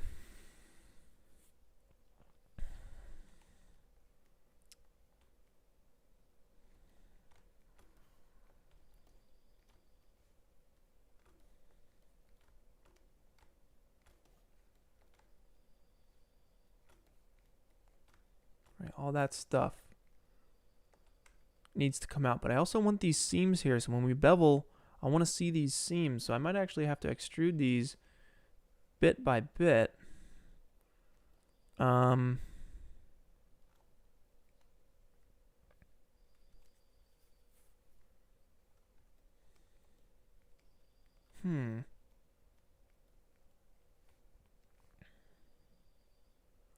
So we can probably lose that edge. I think there's a way to disconnect.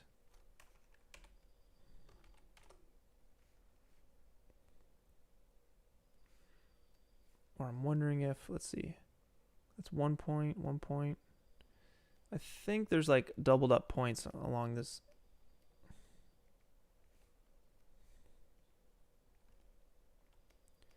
Yeah, there's 2 points in there, so I'll weld this. Where are you at? Where are you at, weld? There you are, down there. Boom, so we'll weld that. That's 1 point. And I believe there's 2 points up here. There should be 2 points up here. Yeah, 2 points. We'll weld that as well.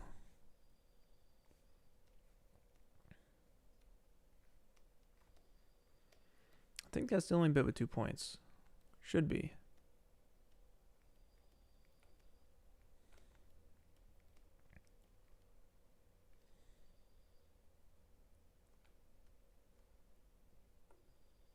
I should be able to disconnect both of these.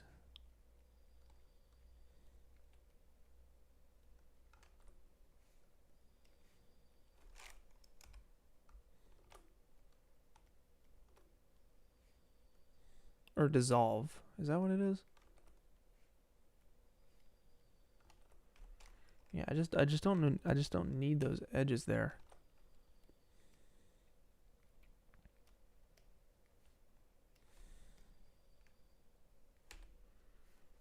So I can actually use the bridge tool here, and then we can try deleting this bit, and we'll try the bridge tool. Is it gonna work here? Yeah, that works. Nice and clean. And we'll do the same up here. We'll delete that. and bridge to there.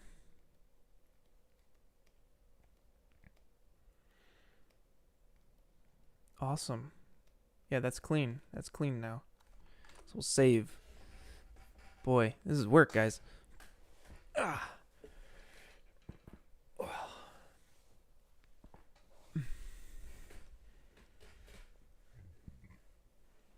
Okay, continuing on. So we want to extrude these bits here. And honestly, we can probably bevel them because we want them to come in just a little bit. If I select, let's see, yeah, let's give this a test. Let's select just this corner here. I'm gonna hit MS, that's bevel. And it's going all crazy. Let's turn off snapping. So it's beveling, but we want to not preserve groups. And we want the offset, like, yeah, 0.1 inches. Something like this, you know what I mean? 0.1 is even too much, 0.025 perhaps will get us what we want. In the extrusion, we can call just 0.175 or 0.1 inches will get us what we want. So we know we need to extrude by 0.1 and offset by 0.025. So I'm just going to go through here. Hopefully we can click and just hit enter. And nope, that's too easy. We're going to click. And I think we just need to go up here and just hit enter on one of these values. And now we definitely want to do, so we want to do this as one group here. So MS for the bevel tool, I'll check preserve groups and then I'll hit enter. So you don't get that like this effect down here where it splits the metal. You're not getting it here because it's not there in the actual reference. Moving on, we're going to this top piece. So this top piece is actually the biggest piece. So it's a combination of, looks like all of those pieces right there. So I'm going to bevel that MS, and we want preserve groups checked. We'll hit enter. It'll do its thing. But it didn't do it. Oh, it's because this is already done. Okay. So let's just undo back to that point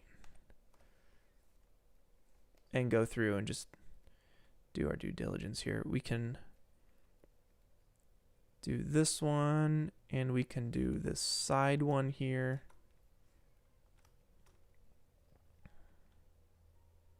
The rest is connected, made up of like multiple parts. So we'll hit MS, boom, right? And then we'll come in through here. We'll grab these bits and those bits, hit MS, enter, cool. And then same for this bit over here. MS for bevel. And we have all of our inputs set. Awesome. So now look at our render. You see these seams? That's what we're going for. These seams right here in the corners, you can see these seams right here in the corners. Totally what we're going for. Awesome. Okay, so now, what shall we do?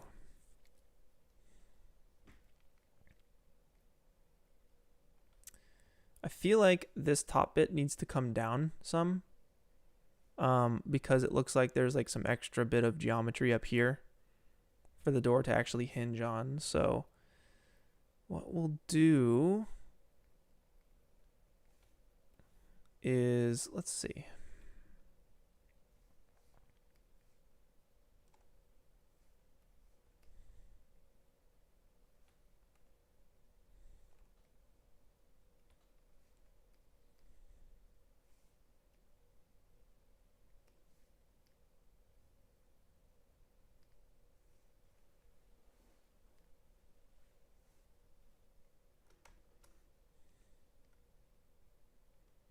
Where'd all my stuff go?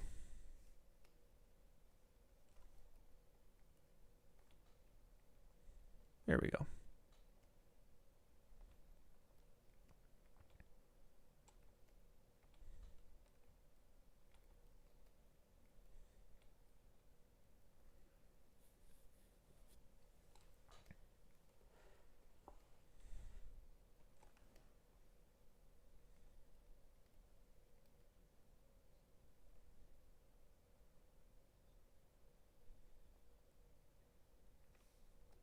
All right, so I want to slide these points up top. I want to slide them down to make room for this little extra bit of geometry back here.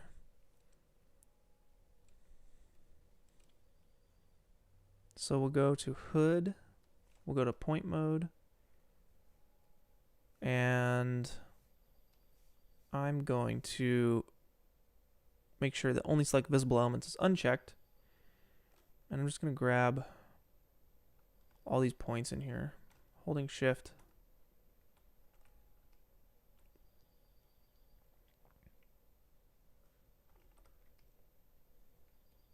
Let's see, we kind of want to detach the hood from the door. So I'm going to go in and do a UL loop selection on the hood. But it looks like it's selecting everything. So I'm going to just do this manually real quick.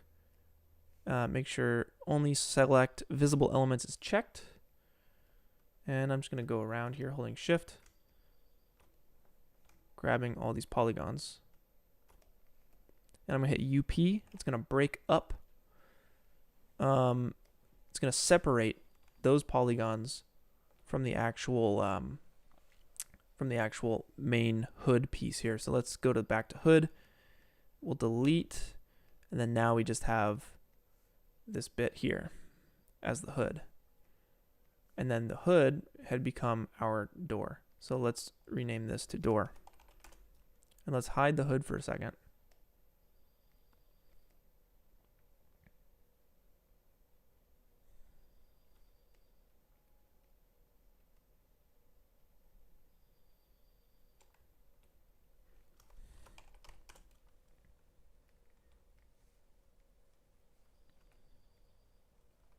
Great. So now this door is actually detached. And I want to get the angle right here. I don't know how. I know we can come into side view and just eyeball it, but... And it's probably not going to be that hard because we have this guideline here. So maybe we'll just bring this down like this.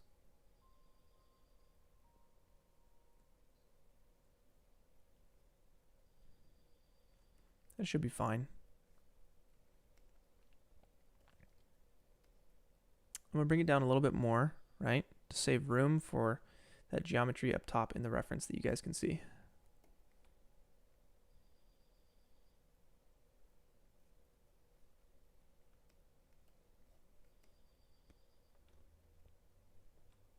Cool.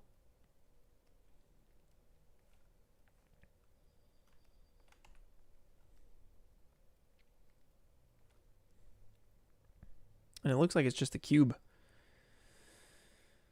Yeah, that's honestly it. So I'm going to grab this edge. I'm going to hit UP. It's going to break it up.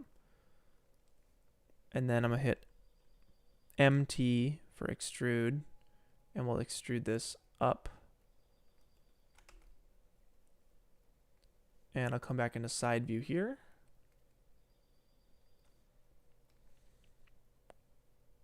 And we'll just get this right. We'll get this right up in the corner here.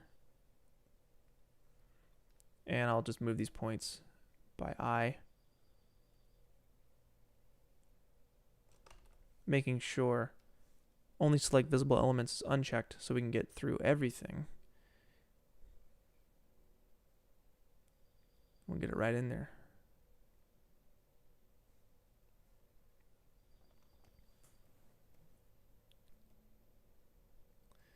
And let's bring that,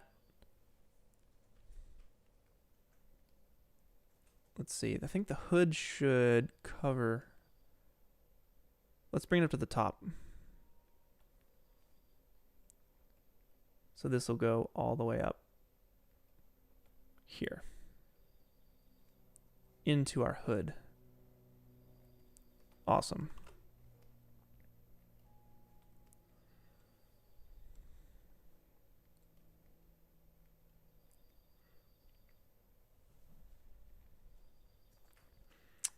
And then I want to make room. You see how the hood here, actually it's probably going to be easiest to, there's a gap right here. There's a gap between the door and the hood.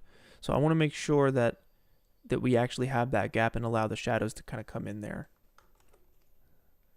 So we could either move the door polygons or the hood. I'm just going to move the door polygons. Come into front view, rectangular selection tool with point mode selected. And I'm just going to scoot these in just a touch. Just a touch. Same for the bottom here. Actually, let's do the side. Just a touch. And this side here. Just a touch. And we'll do the bottom.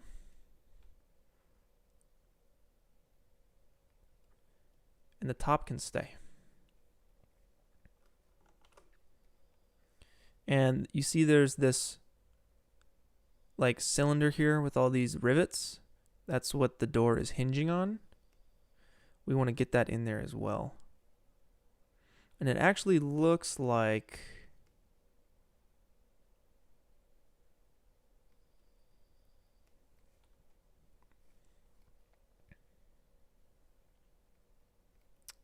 this cube goes past and all the way out to the right side. So let's make sure we grab these points on the cube here. And we move them all the way over to the right. Awesome.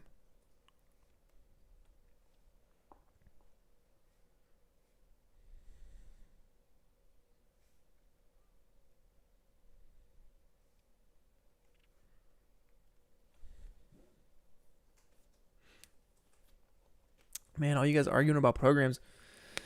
Dang, hopefully it's constructive. Doesn't matter what program you use, guys. And also,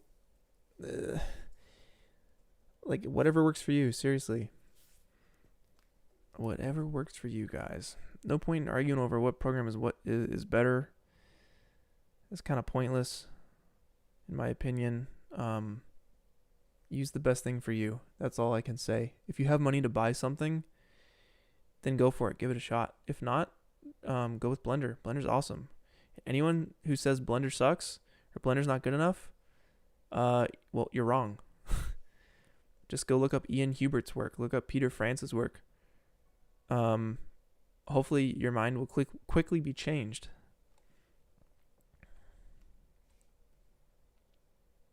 Okay. Let's get that cylinder in here. So we want a very small cylinder going throughout this little top piece here. This is such small detail work, but it is necessary. Let's rotate this cylinder 90 degrees here, and we're going to make it the radius 0.1 inches. Let's bring it up, and we'll bring the height down. And let's go into the front view to see what's going on. Let's move it around. We'll center it right up in the area where we need it. Right there. And then we'll grow the height a little bit more based on the reference. See, it doesn't quite get all the way across, but it gets most of the way. As far as the rivets go, we're going to use the segments in the geometry to get that. So we'll fit that right in there. And let's actually move the cube here. Let's move this up so we have a nice little gap in here for us. And we'll grab these polygons here for the door. And we'll move them up to give this thing room. And let's go to our cylinder and just check how many segments we have. Basically, we want to get in here. I don't know if you guys can see this. Yeah. Right in here. We want those segments to be apparent. Those little riveted pieces. So I think what we'll do is we'll take the cylinder, we'll give it rotational segments. We don't need that many, probably 8 rotational segments, maybe 12. And we'll take the height segments and we'll break this up to like 32. And you can already see how we're starting to get this segmentation here across the way. And now what I think we'll do, what's the best way to do this? Make it editable. And let's Control A so everything is selected. We might have to just go through each one of these and bevel them. MS. And they each need an offset of like -0.1. What about 0.01? 0.01 will do it. And an extrusion of 0.01 as well. So I'm going to hit UL, MS, enter. UL, MS, enter. And I'm sure there is a faster way of doing this.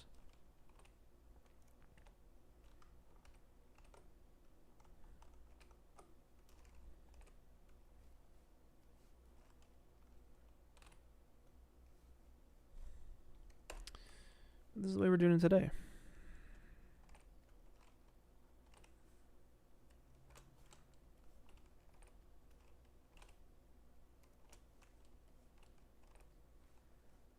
You could probably do this with a cloner.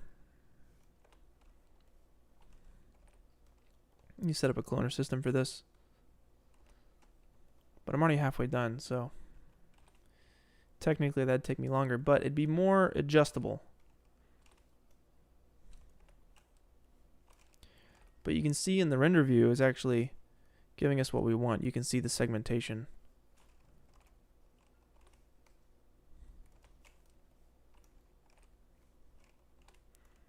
And we'll see if I have time to get to the texturing today because the modeling is taking quite a while. I definitely don't want to be here all day. Need to enjoy some of the outdoors, you know. Again, I'm hitting UL for loop selection, MS for the bevel tool. I'm clicking inside of the bevel options, hitting enter to guarantee we get the same effect across all of these cylinders here, guys.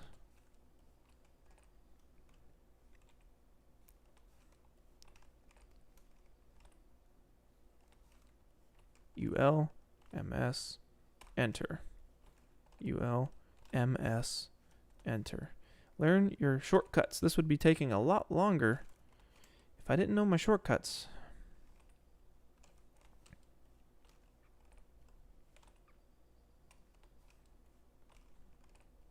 A lot longer.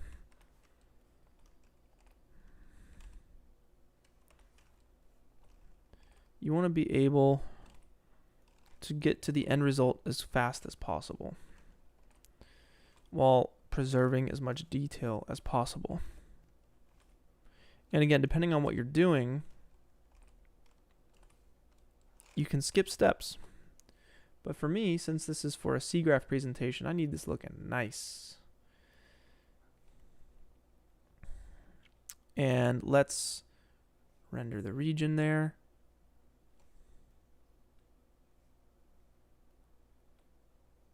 And I think with a little bit of ambient occlusion, we can get those cracks coming out a little bit more.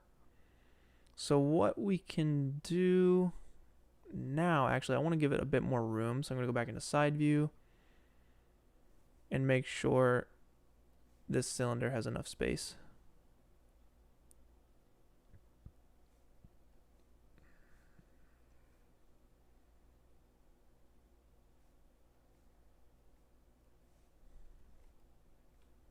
Awesome. All right. So now we have our door. We'll do the screws last. Let's get the hood looking right. Definitely need the hood in there. So let's bring the hood, or actually let's rename some of this stuff. So I'll call this cylinder, we'll call this hinge. That's for the door. The hood, yep, that's the hood. The handle, of course, the door. This is like door mount, door hinge mount. And I'm just gonna group all that and put it in the door.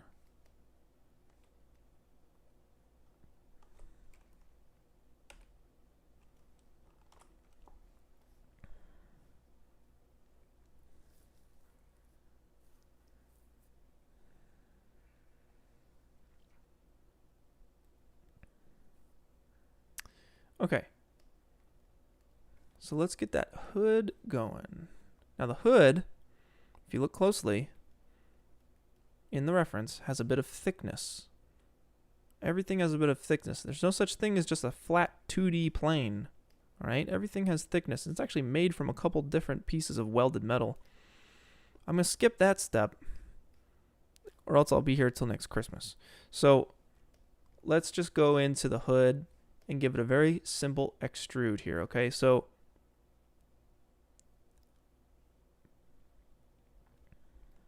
let's grab, I'm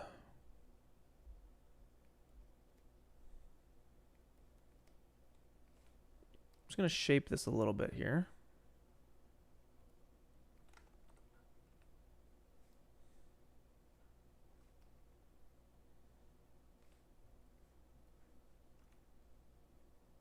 Bring this down a little bit. I'm going to make sure there's enough room around all of this. Cool, cool.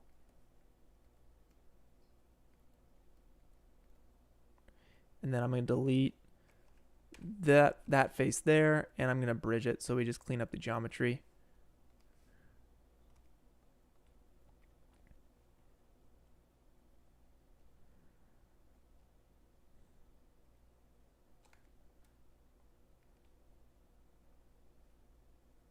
Boom, nice and clean.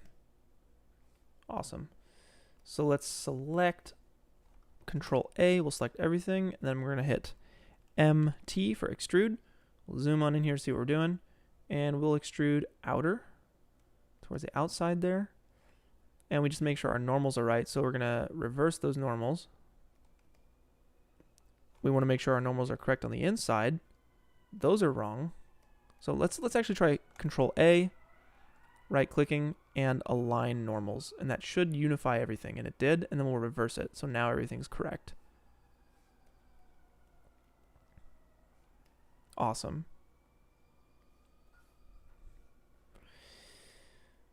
Things are starting to look nice here, guys. We want to cover the back right here. So I'm going to grab, let's actually, before we extrude that, let me grab all of the edges here on the inside. Okay, I'm going to hit T for scale. And I'm going to hold Control. So we're going to make new polygons. We're going to make new faces here. Holding Control does that. Scale it in. Just like that. I think is fine. Now we just need to watch out for the top and bottom ones. So I'm going to come in here. What's the best way to do this? Let's see.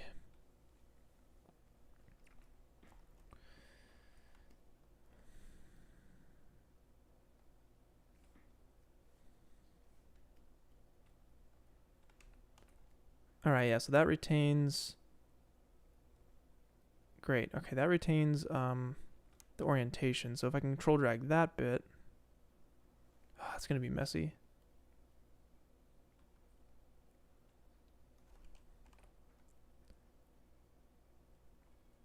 Maybe we do that and we hit MS, or can we bevel that edge maybe, MW? No. Maybe, can we extrude the edge? Oh, okay. Does that work? I can't tell. No. See, I want to get this bit to all just move towards the middle of this, but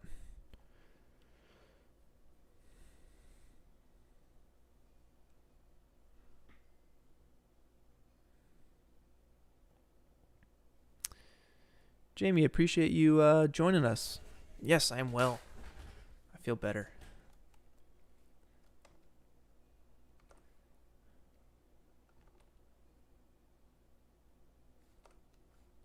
Oh, it's because I don't have Y selected. That's why. That does it for us, though. That gets us that nice dark edge that we're going for, that inset in here. And actually, you know what? Let's push this door back even more. Let's see what the edge looks like. We're gonna go back to the reference here. And you see this is a dark inset. This goes back further. So I want to get that to go back further. But I also want to make sure that the side view works too.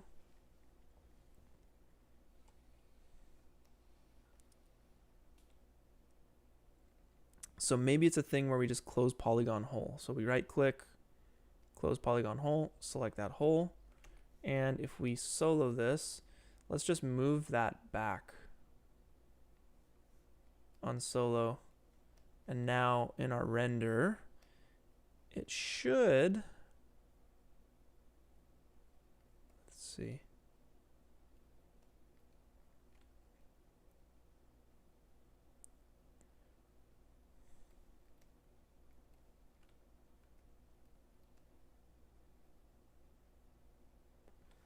I think we need to move it back. We also need to move it down by a little bit.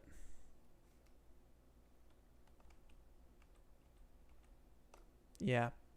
So move it back a hair.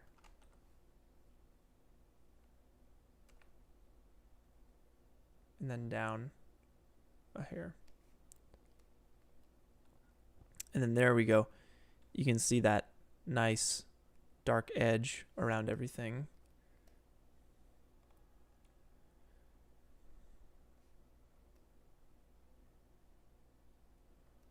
And I think we can bring the hood and the handle all forward.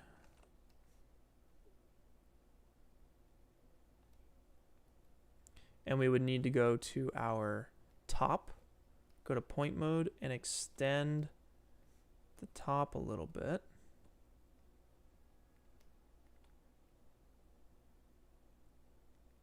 Yep. And then, yeah, it looks like the top is just coming out beyond the hood there. And now we can go to our hood and actually extrude those edges. So I'll select all those edges just like that.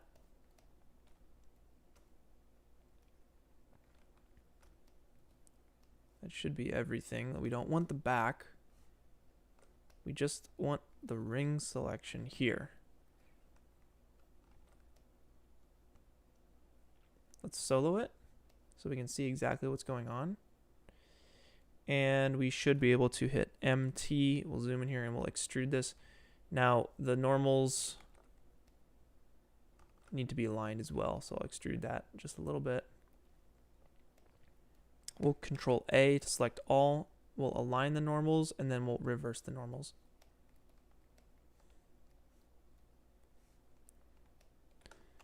And it's coming together. It is coming together. Now we can go to the, let's see, we'll go to the door, or this is like the, yeah, this is still the door, or the flap.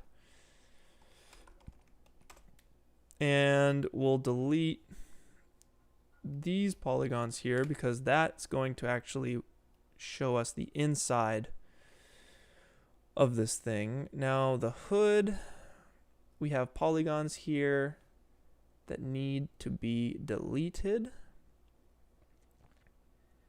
So we need to cut a hole right in here. So I'll take this polygon, we'll hit M, W to extrude inner.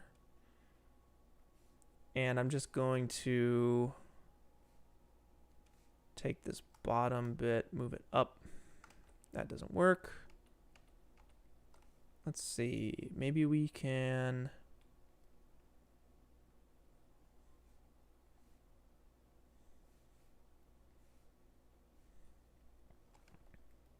So I'm trying to cut a hole to get to the actual, reach inside of this thing and reach the newspaper.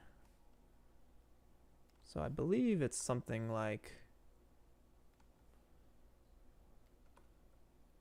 this. And then we have, let's see, a line cut probably here and there. So that leaves us with this middle piece that we can delete.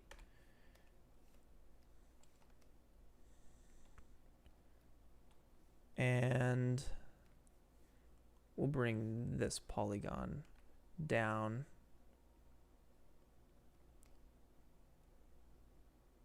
To something like that.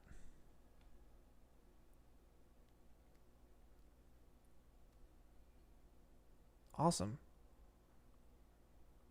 And I'll give this an extrude. Just this piece here.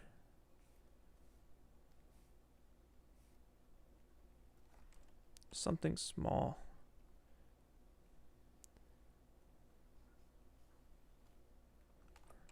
MT for extrude.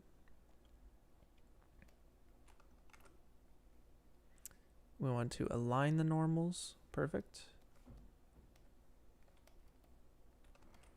Awesome. This bit on the left needs to scoot in.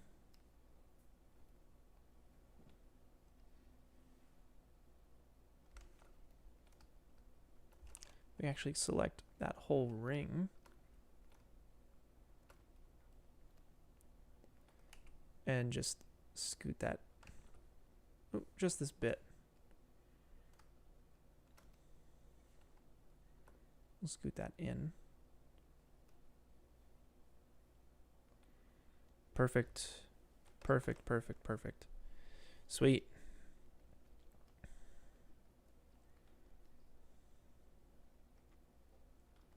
Fantastic. So let's model this handle real quick. Right here. So we'll probably do this with, we'll do this with some turbo smoothing here.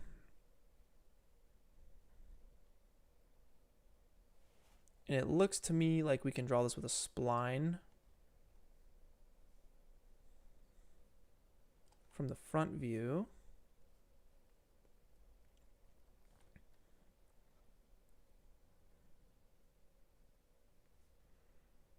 So to me, this looks something like, let's see.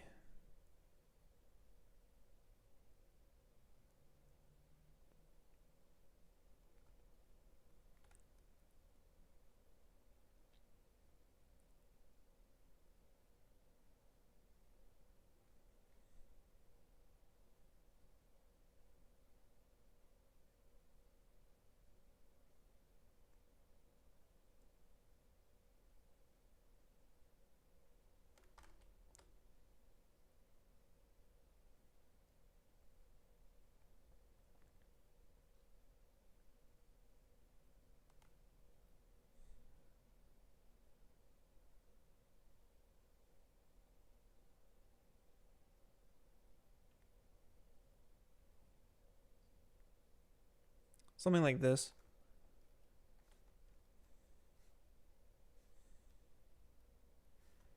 And we'll get in here and just edit this a little bit. Use the move tool to adjust these. What are these things called? These little Bezier lines, you know?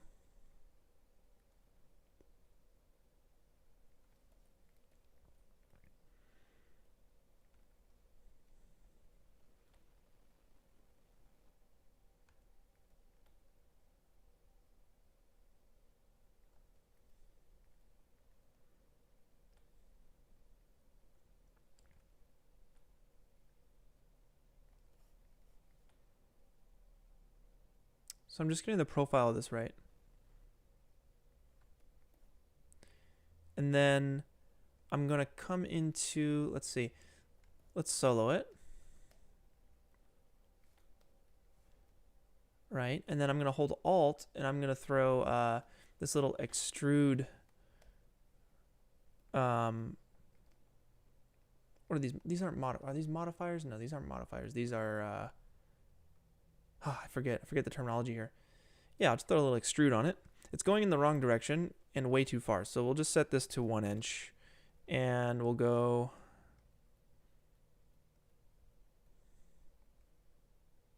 direction. We will go Z.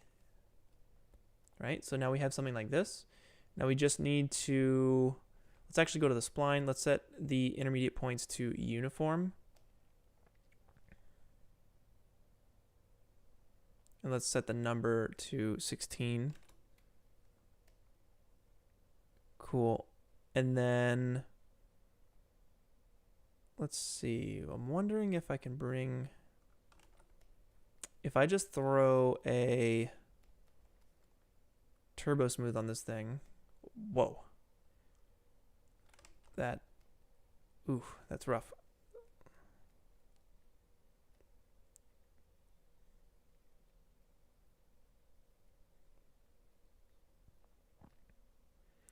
This is not the cleanest geometry here. It's a very small detail.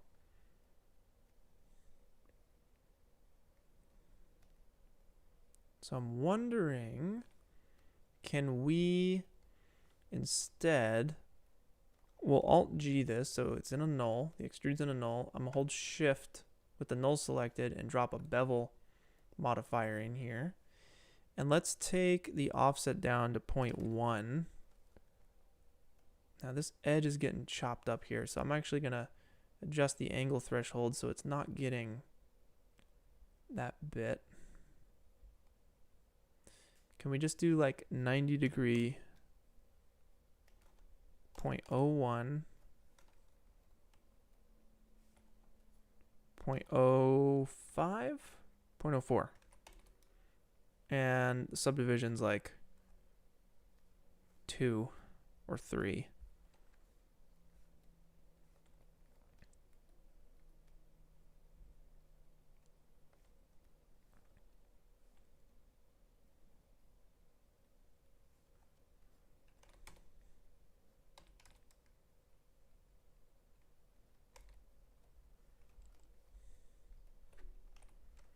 And I'm adjusting the falling angle.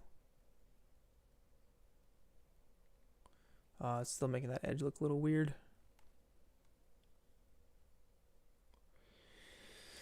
Yeah, I'm just kind of janging this thing in there. I think that's fine though for what it needs to be. It's so small. So I'm actually going to select all of this, right click, and connect objects plus delete. That's going to get rid of everything. I don't need all these tags. I'm going to delete these tags. Okay, and then we'll just call this handle, and I'm going to get the anchor point right. So let's go to model mode. The anchor point is nowhere to be seen, so I'm actually going to use the center axis 2 tool, and that's going to get it right in the middle, but I want it right on the bottom here. So I'm going to use this tool here, the axis center tool, and I'm going to just set the Y to -100, and it's going to drop down to the bottommost point of this model, which is exactly what we want, because let's get out of solo and let's move it over by any means necessary and get it in place here. We're going to rotate it 90 and some number I don't know yet. We'll scale it way down and we'll get it in there. And then we'll go into our side view to make sure it's actually flush to the side of this thing, which is very close. I think I aced it again. Beautiful. Okay, that's perfect. Yeah, it's right on there. So now we'll come in here and I'm just double checking that it's actually sitting on the surface of that. And now we can actually move it around like this. Because we move the anchor point on the bottom, we can scale it down, we can scale it up, but it's always going to be staying flush to the model, to the surface of that, because we changed the anchor point and got the anchor point right. So let's figure out where this thing is. It looks like it's in the bottom corner, and it is about at the halfway point. So let's make sure we got our move tool selected, and we are at local orientation, and we'll get this right in there. It needs to scale up a little bit. So something like that is perfect. Beautiful.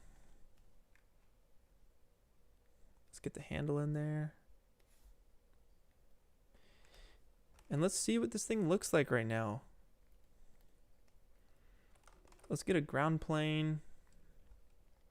And let's move our geometry.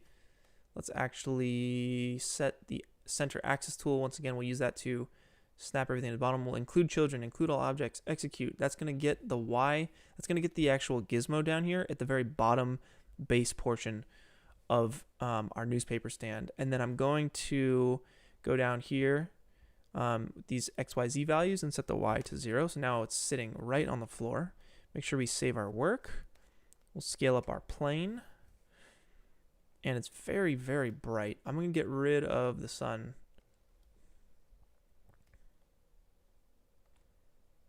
And that's not looking too bad. I'm going to get rid of the glass here. And I'll give it a glossy material. Let's go with something like, let's go with this red. So I'll set that to glossy, and we'll take the roughness up by like 0.2, and let's actually use the color picker here and get this nice cherry red on the side. And that was for the roughness, so we want to undo that. What does roughness default to color-wise? Let's find out. Roughness defaults to black. Okay, cool. We're good. So just make sure you're in the diffuse section here and get that cherry red. And now we can start to see this thing is coming to life based on our reference.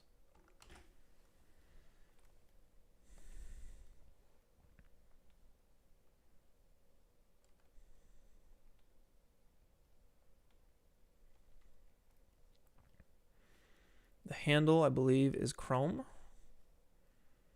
So let's just make a quick chrome material in Octane. Very easy. Make a an Octane glossy material. You can hit Shift-C in Cinema to make anything you want. Find anything you want. So you can make an Octane glossy material that way. Double click it. Go to index, set the index to 1, and you immediately have a chrome mirror surface. And we're going to use that for the handle here.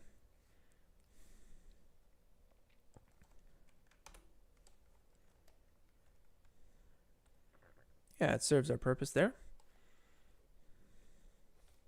And then we have a darker material for the actual base of this thing. So let's control drag out our material that my face is covering down here. Let's go in and let's set the diffuse to 0.1 across the board. Let's go 0.02. And that gets us closer to that dark color. So you could be done here, but we still have work to do here, guys. We need to actually add the bolts. We need to add this little back handle piece and the newspaper itself. Let's get the base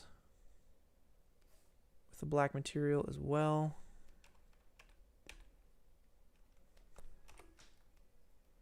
Awesome. How's everybody doing? You guys, thumbs up? You guys doing okay? Do you guys have any questions? I'm going to take like 5 minutes here, just take a breather, and we're going to wrap up this model here. I don't think I'll have time for texturing today, but that's okay. I got other tutorials on texturing, so it's all good. Specifically, the Studio Ghibli tank, as well as last week's. We talked about custom textures, or I guess 2 weeks ago.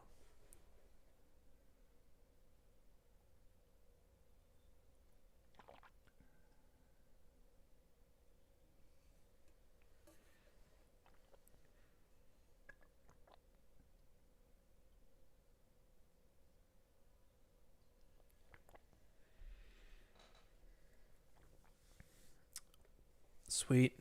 We got 1 thumbs up.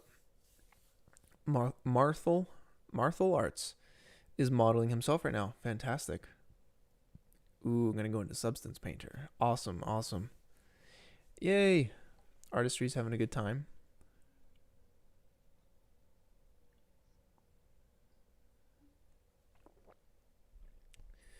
What do I think of Houdini? I only know Houdini as a magical program that is very difficult to use.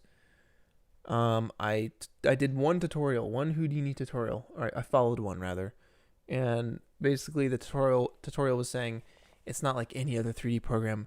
It thinks in a completely different way. Get ready, hang on to your britches, and that's where I stopped. I'd rather spend time learning Unreal, so that's what I've been doing recently is learning Unreal Engine.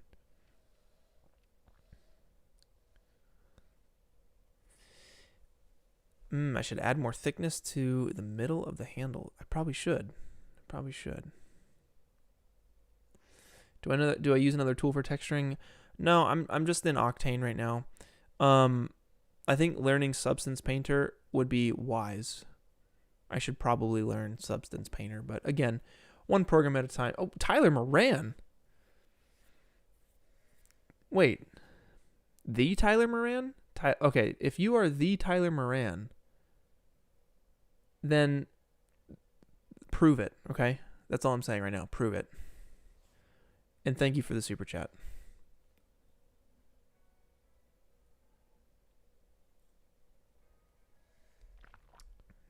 That's a weird coincidence if it's another Tyler Moran. Because Tyler Moran is one of my very best friends, my childhood friends. We built a cardboard tank together and made a video called Cardboard Warfare. I'm still waiting for that comment here, Tyler. Is it you? Is it the Tyler? I need you to prove it. I'm waiting. Oh my god. He just texted me.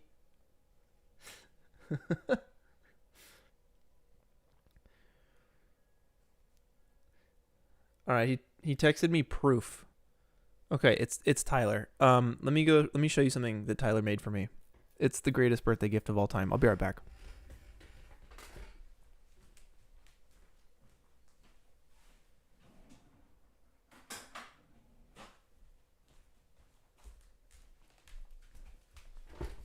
This right here.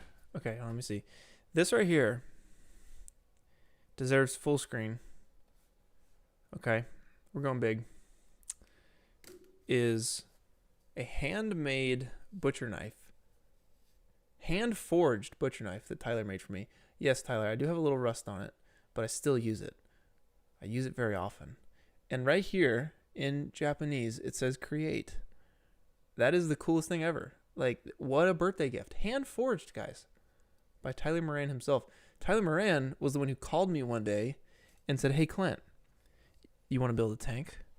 And I was like, yeah. And a year later, we built a tank.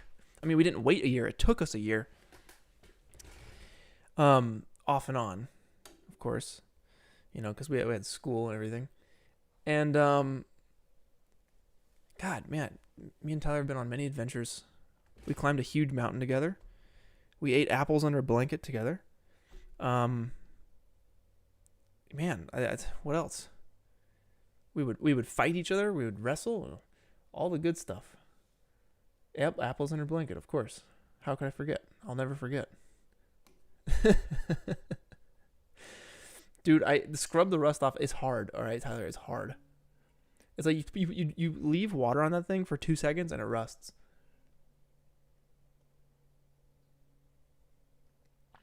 That's awesome, Tyler. What are you doing here, man?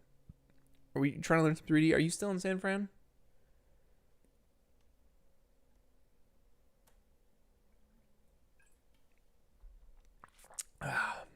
But Tyler, we're making this newspaper stand today. It's almost time to add the bolts. I feel like that's gonna be the fun part.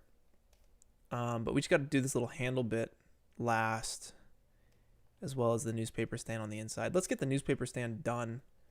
It's gonna be so easy. It's just a freaking cube, guys. Scale it down. W, E, and R. Those are that's how you cycle through.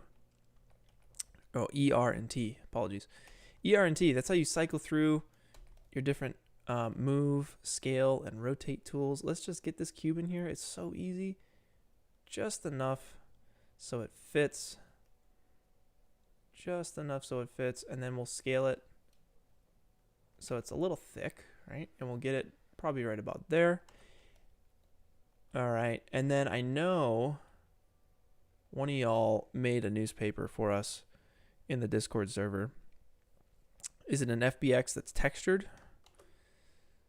I'm not sure. Let's find out. General. Oh my goodness, how on earth? Wow, I got the actual newspaper. That's super cool. That's really cool. Yeah, got the actual, how do I get this on their screen? Let's just save the image. So we got the actual image here of the newspaper, which is sweet.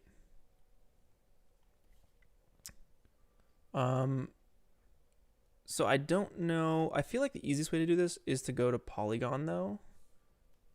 And actually, I think they have newspaper models already. So let's see. Why am I in full screen mode? How do I get? Okay, there we go. I'm gonna go to a website called polygon.com.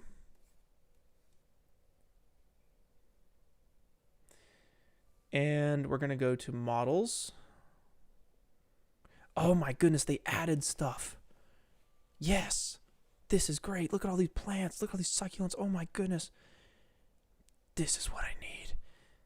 Oh my goodness, yes. Oh man. This is the best. This is the best. Thank you, Andrew Price. If you guys don't know, the Blender Guru, he owns Polygon. He's the CEO of Polygon. This is so good, guys. These models here are super high quality. They're some of the best, and they work with all of your renderers too. But I think there's newspaper in here somewhere. There's a small amount of models they have. It's not a whole bunch. It's not like Megascans, but the quality is definitely through the roof here. Was I imagining the newspaper? I was not. It's sitting right here, and I own it. I own it already. Perfect. Okay, let me just go there. Let me find it and drop it in. I'll show you how easy this is. VFX materials, 3D models, Polygon, newspaper 01.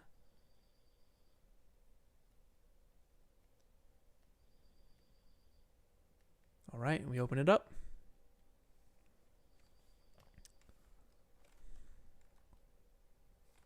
And copy it over. Let's go. Boom, right in.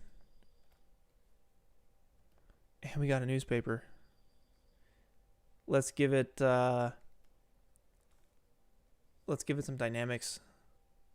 Simulation, rigid body. We'll take the cube, right click.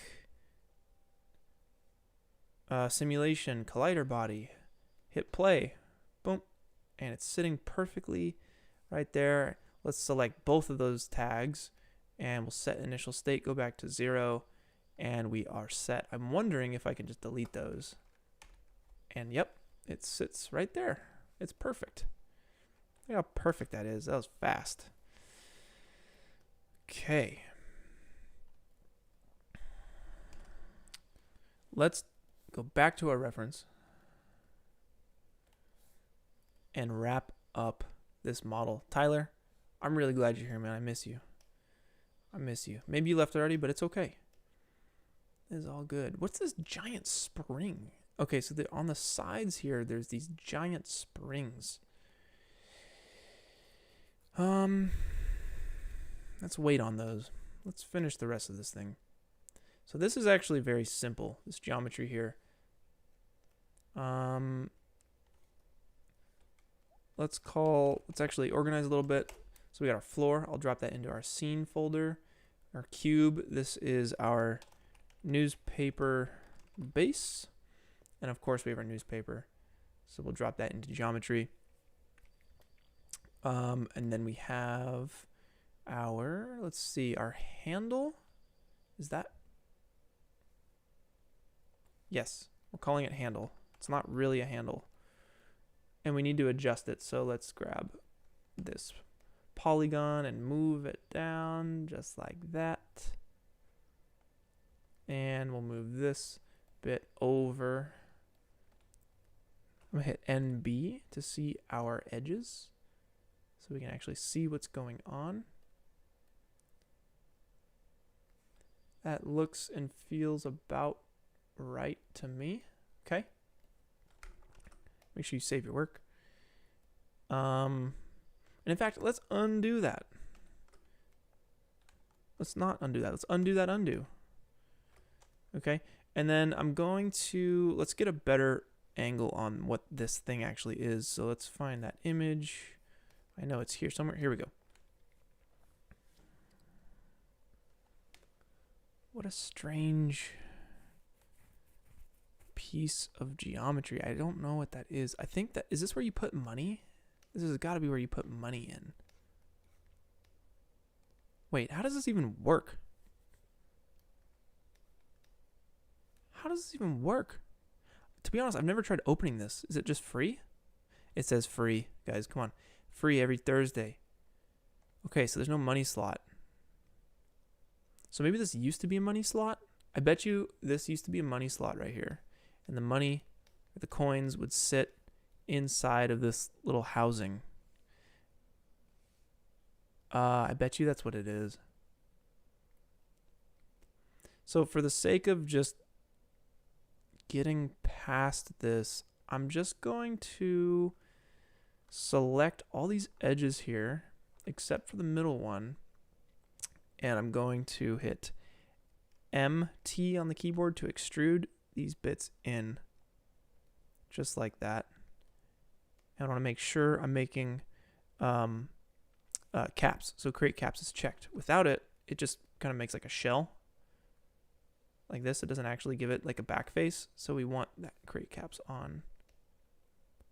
And then we want to control A everything.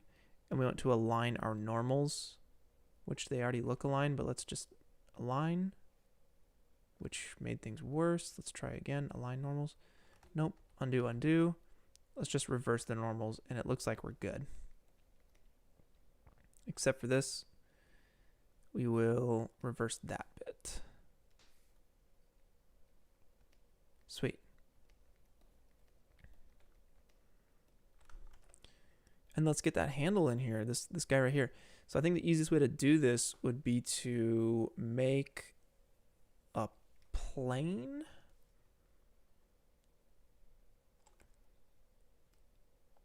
Let's try it. Let's hold control with that polygon selected. I'm going to make a plane, and that's going to spawn generally right in the place with the selected polygon. So I'm going to scale this down. With our plane, we'll go 0, 0 for width and height segments. Let's move it so it's centered. We'll hit R. We'll hold shift to snap the angle of rotation to 90. I'm going to scale it down. I'll hit T. We'll make it editable first. And then we can scale it like this. And we'll scale it in like this. And I'm just making this little the back piece here, which actually lines up pretty darn perfectly with this gap we created right here. And I'm going to scale it down so it fits in that gap just enough. Like that. Okay, cool. And I'll make sure I'll grab these edges here and I'll go into a back view. Front view is basically the same. Hit S to snap the viewport to the current object selected. And I'm going to just bring in the handles here, these edges, just right in there so they fit just nicely. And I'm going to take this edge, hold control, drag it back this way. That's exactly what we want. Let's take this edge and we'll control drag it out to about there.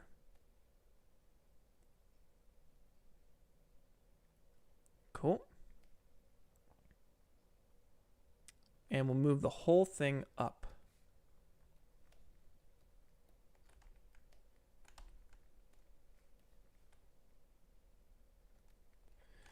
Saving. All right. Let's grab all of these polygons, Control A. I'm gonna hit MT again, is the hot key for extrude, and we'll extrude that out. Just like that. Cool.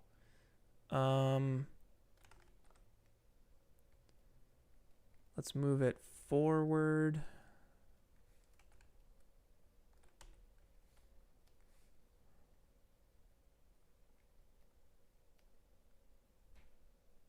Cool.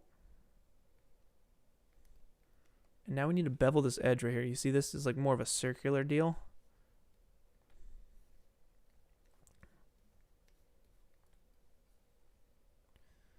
Right here. So I'm just going to select these two edges. 1 and 2 here. And MW is the shortcut for bevel. And it's not working. I do not know why.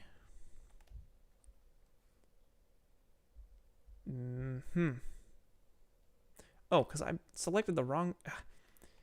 Okay, it's MS, not MW. MS is the shortcut for bevel. And you can get the idea here. If we just up the subdivisions,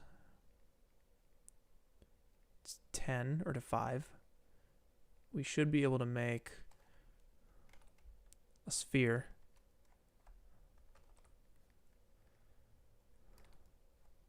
All right, so just got to find the right number here. 0.5 inches, basically 0.5 inches. We'll do 0.45, and that gets us right in there.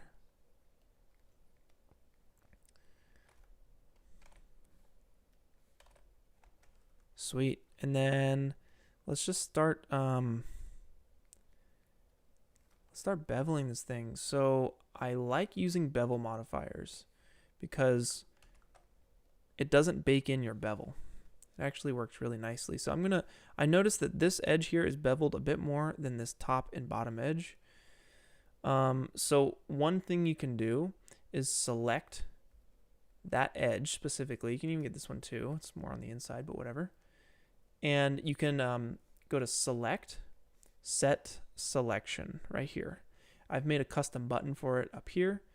You can do that pretty easily by hitting Shift C. I'll type in set selection, and you can just drag it up here and it'll make it your own little button. You're gonna have to go to Window, Customize, Save Layout As. Otherwise it's not gonna stay. So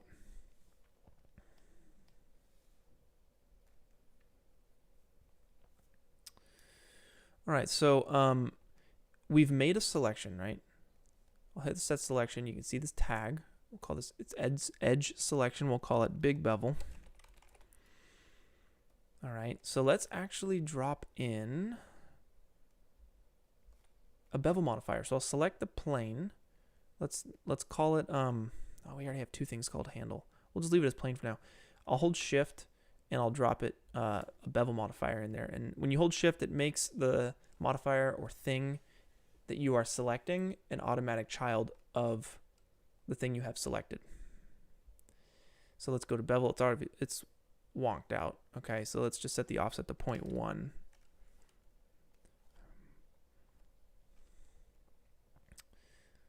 And yeah, it's pretty wonked out, but here's the thing. There's a little thing here called selection. If you drag this edge selection into that selection, it's only going to bevel the things you have selected. And if we want to adjust it, like basically this point here, and this bit there, and you just hit set selection again, it's going to update, and then now you can see how it's updated here. And it looks like it's beveling a little too far, so we'll go 0.05. Right, you just don't want these intersecting points. That's really going to ruin your geometry and make things nasty, and we don't want that. Subdivision 3. Let's go subdivision 5. Why not? So that's how you get a nice little bevel on the edge there. And then we also want to bevel this edge too, right? So I think if we hold control and we duplicate that bevel, let's delete the selection and let's take the offset to 0.03, 0.02, and the subdivision can go back down to like 3 or something, maybe even 2. And we just change the order of this. You're getting both. You're getting this nice thin one and you're getting this large one. Just change the order of it, right? Here in the plane, I'm changing the order of the bevel stack, and you can see how it's actually working. It's really cool. It's a really cool trick that I use a whole lot to get multiple bevels, and you can adjust these all day long. You know, like if you want to make your small bevel a little bit smaller, you can go 0.01. It's not baked in. That's the best part. So we're going to do a little bevel run across all of this. So we can kind of control drag these bevels into these different bits of geometry. So the handle, we'll just name this coin box for now. We can control drag the small bevel. So this is big bevel and small bevel. And let's actually drag that material on there. Okay, and here's the difference. When it catches the light here, let's compare store render buffer. So we freezed one side of the image, the other side is live. Okay, and this has a little bit of bevel to it. So let's actually control drag the small bevel into the coin box and see what happens. And when we move this slider, you can see how it catches the light a little bit more. And this is, I know there's a better example angle-wise for this kind of stuff. But let's zoom in here, and this is very boxy, so I'm gonna change the Phong value to like 20, maybe there's just no Phong value.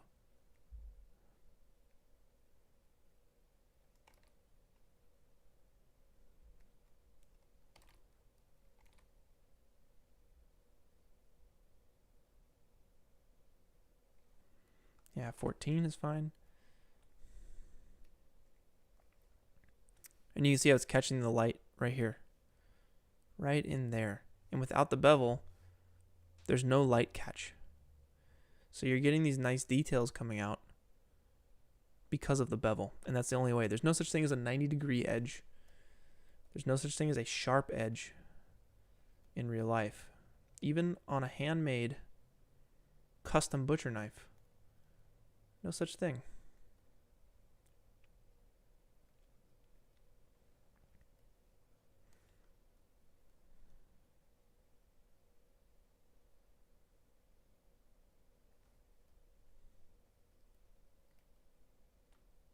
Yeah, you see that light catch right there?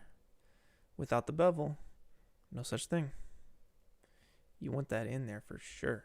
So we're getting some weird geometry business here on the front side of this coin box. I'm going to solo it to see what's actually going on.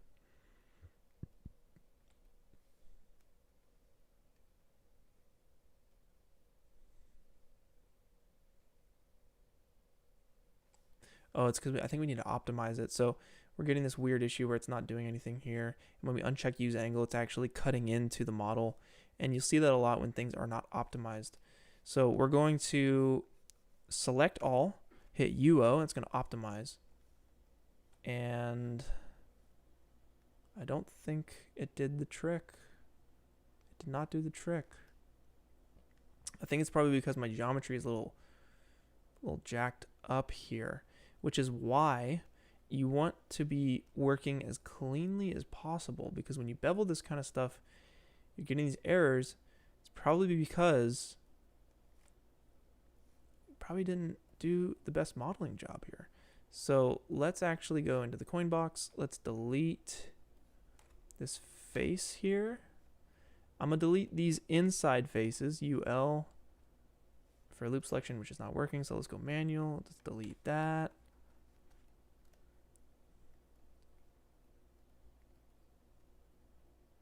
And we'll delete that.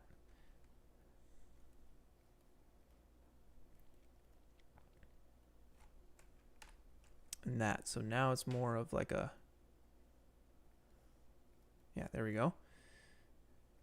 And I think we can take these edges here, UL for loop selection. That's working now. And we're going to move this stuff back a little bit. And let's actually close the polygon hole that we have made right in here. Right click and close polygon hole. There you are. And hopefully the bevel should work now. And there you go. Sure enough, totally works. That's great. And I'm going to change the bevel. Let's go 0.04 so it's a little larger, a bit more pronounced. Sweet. That looks great. Back in, let's go to our top. Okay, so let's take the top. I'm going to control drag the small bevel, and then let's solo it to make sure things are happening. All right, so it's separated it once again.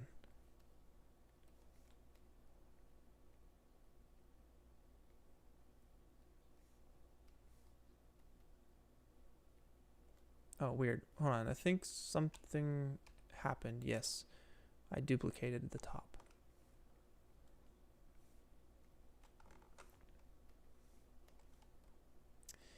Now if I select the top and I go to edge mode, hit Control A, and let's hit UO to optimize. Sometimes this works. In this case, it does not. We might have to do a custom bevel on this because our geometry is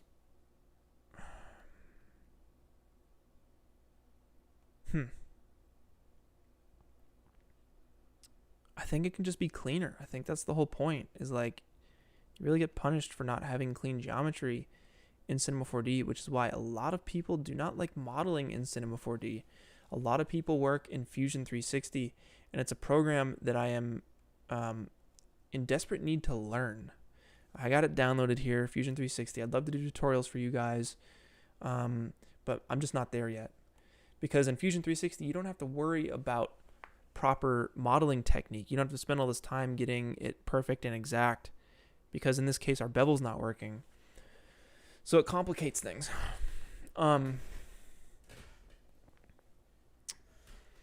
Fusion 360 allows you to not have to worry about all that stuff. But in this case, we're worrying about that stuff. So let's go to edge mode and let's just do this manually for the top here, okay? Let's just try, let's try selecting everything. Let's hit MS. Yeah.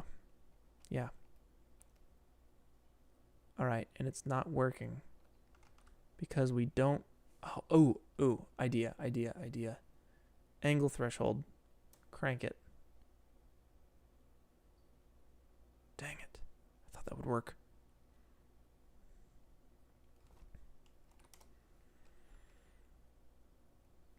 It's like we only want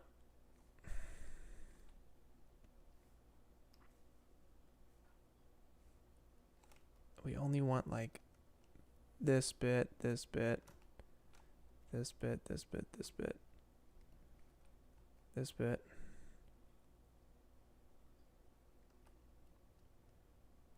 Let's try doing that. MS. So that's kind of what we want. Yeah, that's basically what we want. So maybe what we do is we go around and we grab the edges we know we want to be beveled.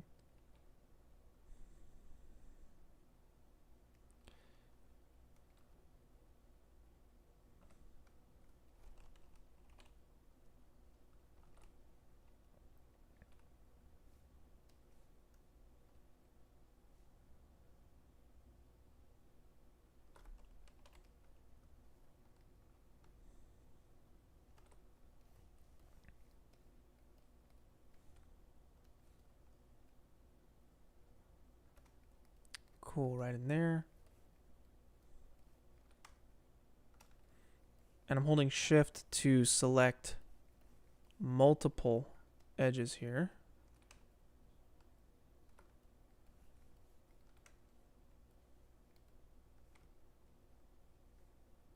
We only want to bevel these bits.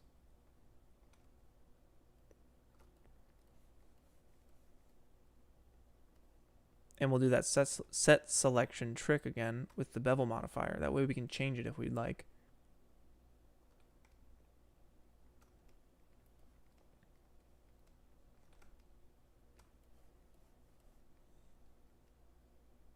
Okay, so set selection, awesome. Let me control drag this and add this to the set selection right here. So we'll click set selection again. Let's turn that on, and we will add the selection tag to the selection box. And it looks like that is doing what we want it to do. And I'm going to, can we crank 0.06 maybe? Yeah, I think we can. Sweet.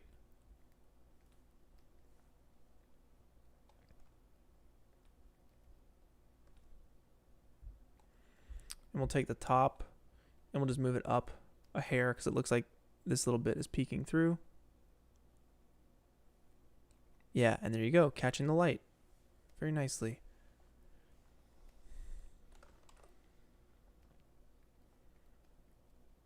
Sweet. Now let's go to our main piece and let's bevel this guy. I think, I mean, who knows at this point. Let's try control dragging the small bevel into main. And it looks like it's working for the most part. I think we're good to just call it right here.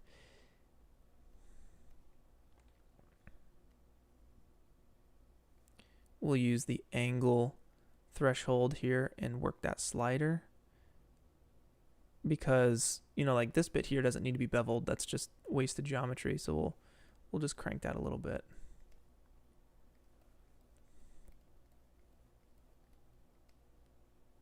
And it looks like it's working nicely. Let's take that to 0.06, maybe 0.1. And we'll take the Fong down to 15, about 14, yes.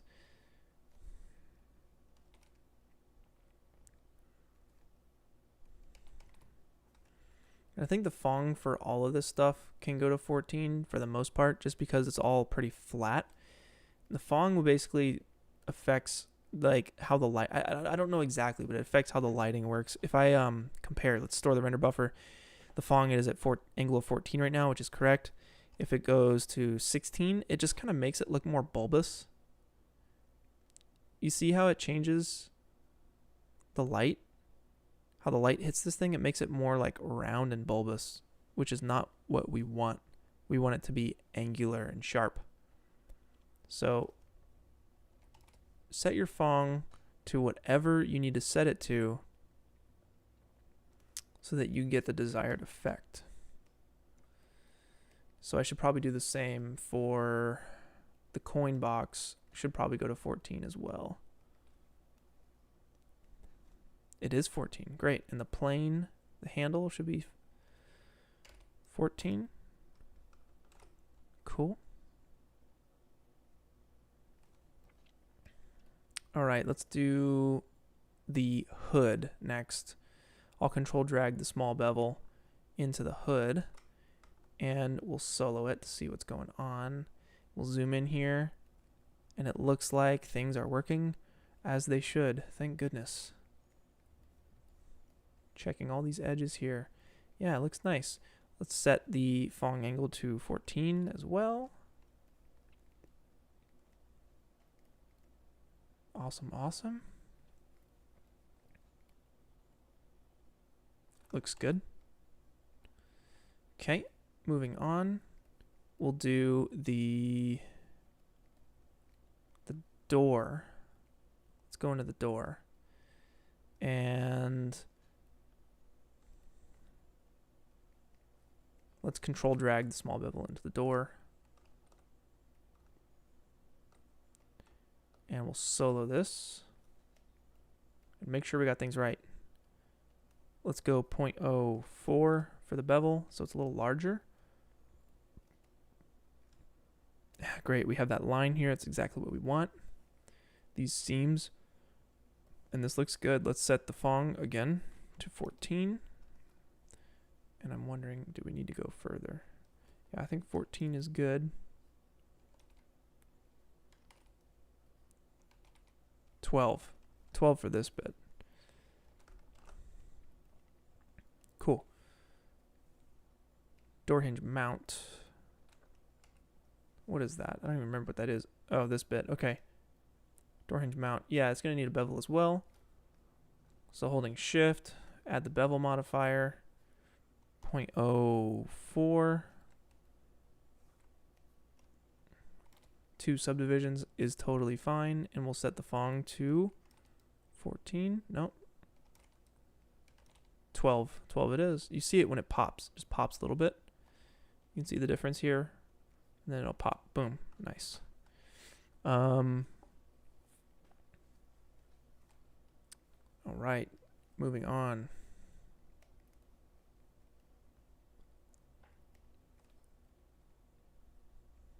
The hinge. This hinge, I believe, can just stay. It's not as... Those grooves aren't as deep as I'd like. So I'm wondering if I can just select it and not scale it on the Y. I wonder, could I grab all of these? Hit T. I don't think object per object manipulation. Yes, okay. It looks like it is working. Great. So I'm just going to go down the line, select all of these, and then scale them all up a little bit more.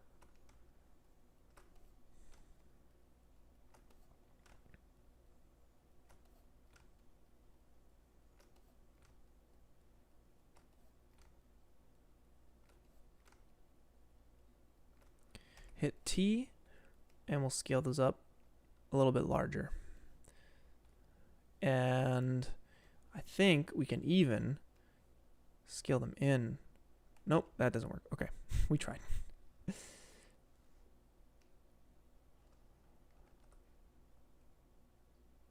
Sweet. Okay, let's just give it a bit more room. So I want to go into side view.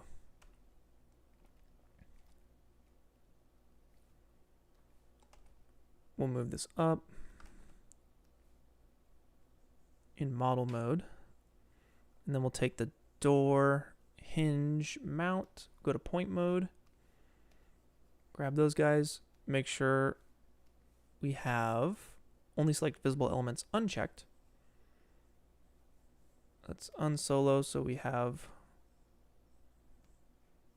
Oop, how do I get out of this? Let's unsolo everything.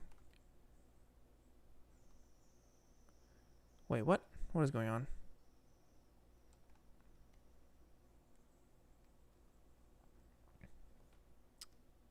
I think I can just do this by eye. Geometry, where are you at? Door, hinge, mount. Yeah, we'll just move it up like that. Perfect. So now it's a bit more defined in here. It feels a little bit better. Great. Let's go to this handle. We basically finished. Let's go down here and work on this base. Let's bevel this base here. So we'll do base, holding shift, go on bevel. We'll set that to 0.05, subdivision 3. So we got a nice little base there. And we'll do the Fong, we'll try 14. Looks like 10 is working. But you don't want to go too far because you'll get this look here. If you look in the renderer, you can see every little bit of these polygons. That's what the Fong is doing, is kind of blending all that stuff together. So if I go up to 11, eventually you'll see it kind of close off. And you just need to ride that line, 14, 15, 16. We need to go further.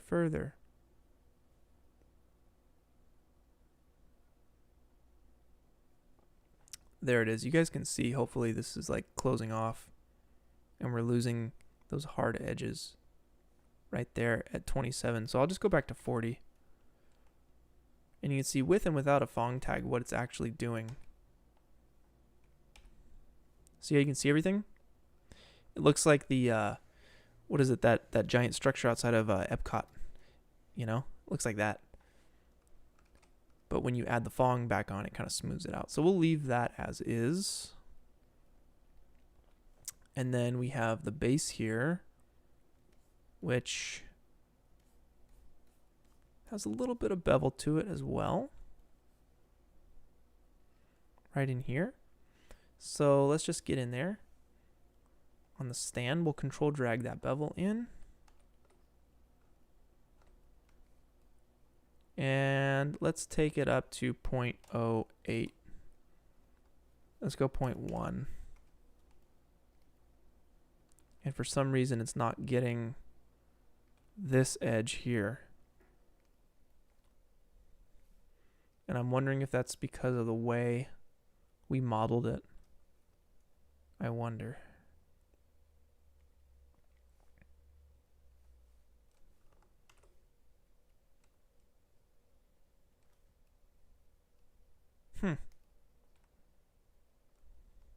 It's working on the bottom, but not on the top.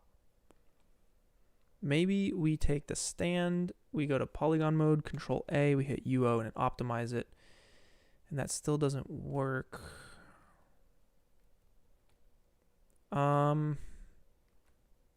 Strange. Okay, let me just try a loop selection. Let's try deleting it. Whoa, okay, I deleted everything. What the heck?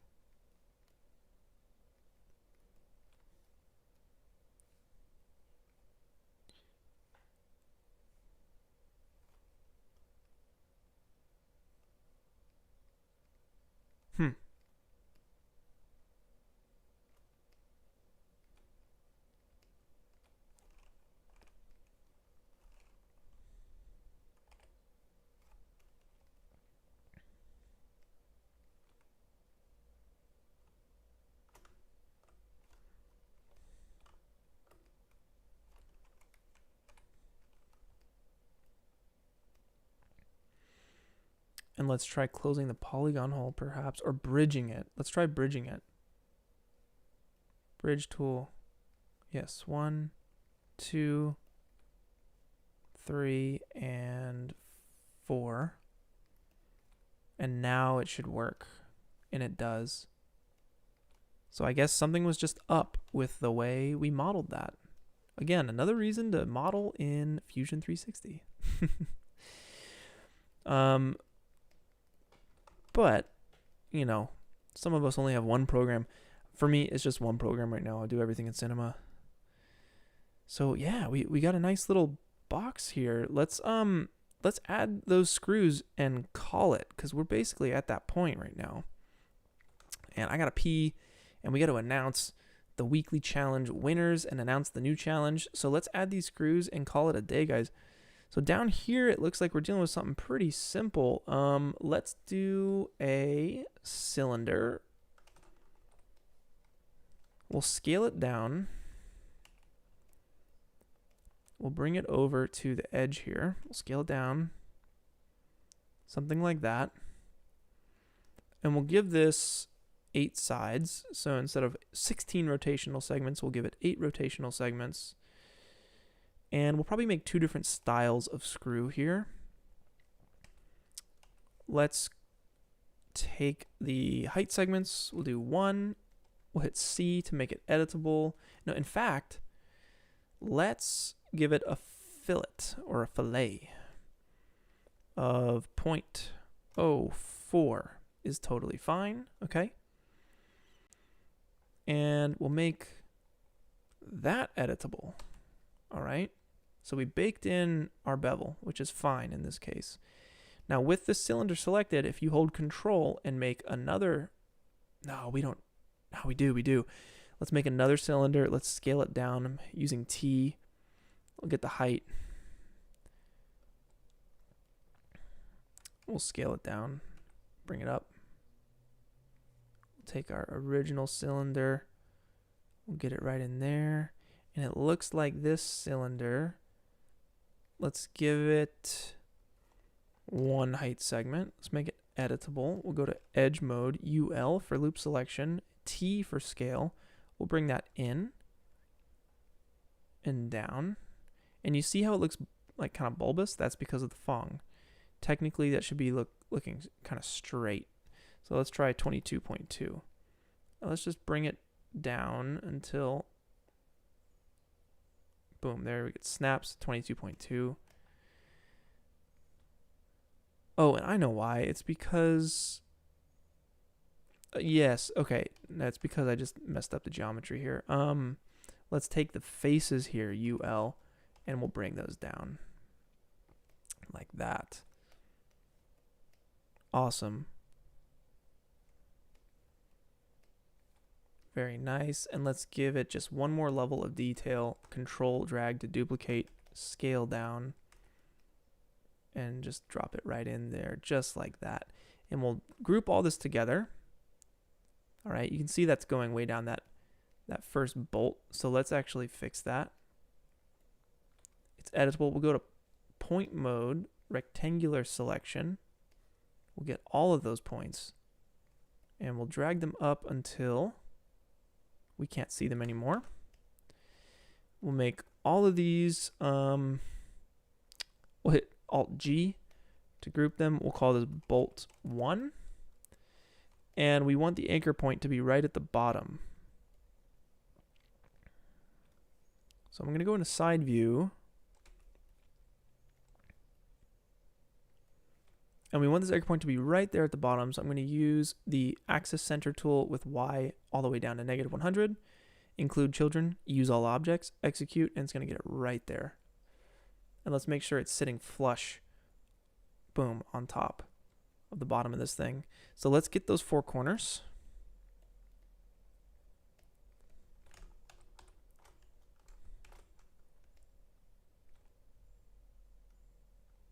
Right in here, and I'm control dragging these.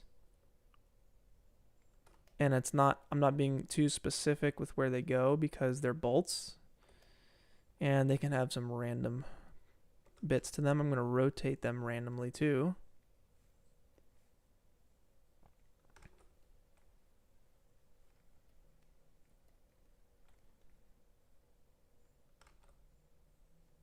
Awesome.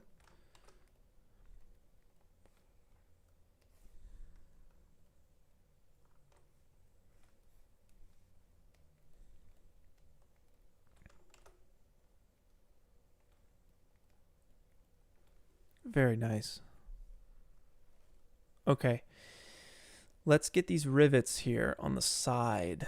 We have a couple different bolts here. There's this kind of style. There's the screw style. So we'll quickly make a screw. And I'm actually going to show you guys a little trick that I learned. It's called, I guess, volume. I'm going to use the volume mesher and the volume builder. You guys will see how I do that instead of using a boolean, which gets really nasty. Let's just make a new scene. Let's go with a sphere and we'll make it a hemisphere. Just like this. And I'm going to use, make it editable. In fact, let's give it 32 segments. No, 16 is fine. They're going to be tiny. We'll make it editable. We'll scale it down just a little bit for a screw. And we want a plus sign. We want to make a plus sign. So that would be a cube. We'll scale it down, move it up. And we'll take this cube. We'll make it editable. We'll select all four sides, UL. We're going to extrude these with MT. But we don't want, let's see, preserve groups. Unchecked. So it's a plus sign for that screw. Okay. We're going to scale it way down so it fits right in there like a screw. And we'll move it down right inside. Okay, so we're going to use the volume builder and then the volume mesher. You'll see here. It's really cool. So we'll do volume builder, I think is the first one we use, and we're gonna drop both of those in there, and it's gonna turn it to this like pixelated kind of look here, this polygon look. And we want to go in here at the voxel size, let's just say 0.5. And the higher you get, the crazier it gets. If I go to the cube, if I go to the sphere, actually, let's put it inside of a turbo smooth. Yep, and then the volume builder, let's go 0.2. 0.5 is okay for now. Let's take the volume builder. Let's go to the volume builder, and we have these two objects in here. We have our subdivision surface, which is our sphere, and our cube. We want our cube on top, and we want to subtract it. And we should be able, I want it to be thick. So let's go to our sphere. And I think we just need to close this hole here. So let me try that. Close polygon hole. And now it should, let's see if that works. It does. Yes, it does. You can see that there. Boom. So that's our screw. Now how do we get it from this like voxel based kind of look to a nice smooth geometry? So basically the volume builder, you're going to hold Alt and you're going to put it inside of a volume mesher. Right? So that's going to do a thing there. And the volume mesher, see, it's actually pretty, we should get our subdivision surface back on our sphere there. So that's gonna work for us. That's gonna do the trick here. I think the cube is a little thick. So maybe what we do is scale the whole thing down minus the Y depth right there. And we just pull out those edges there.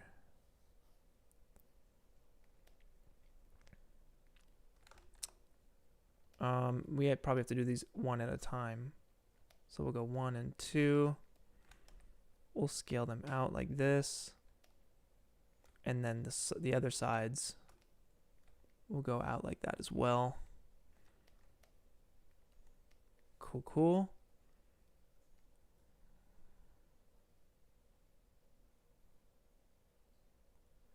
Fantastic. And then I think we can just make it editable. We'll hit C and we get this high poly, super nice looking screw here.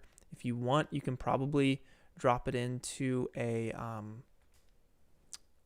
I think there's one that like polygon reduction. Let's try that. Let's drop into a polygon reduction. It's thinking down here in the bottom left. And then it gives us this nasty looking thing, which we will delete and not worry about. So let's copy this screw and go back to our scene here. We'll paste it. It's massive. We'll scale it way down, bring it up, and we'll figure out where to place these things. So we have 3 on this side, 3 on that side, and I'm just going to use it across the bottom too. So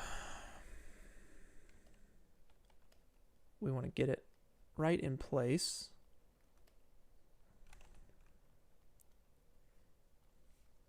We want it have it sitting flush. Did I get the angle right again? Oh, I did. Let's scale it way down.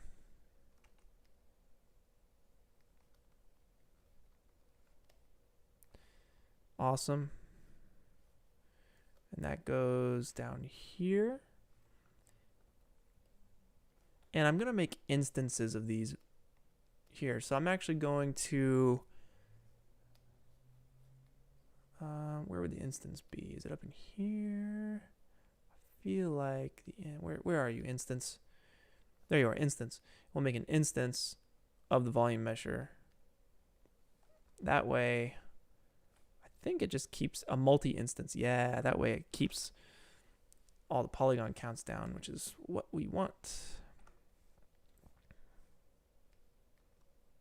And you can see it here in the render, but not in the viewport. And there's probably a way to change that. Viewport option, it should be object, what is this, render instance? I'll keep it as instance and we'll switch it back to render instance once everything is placed. All right, so we're gonna go to town on this. And I'm looking at this reference here just off frame to get these bolts in the right position.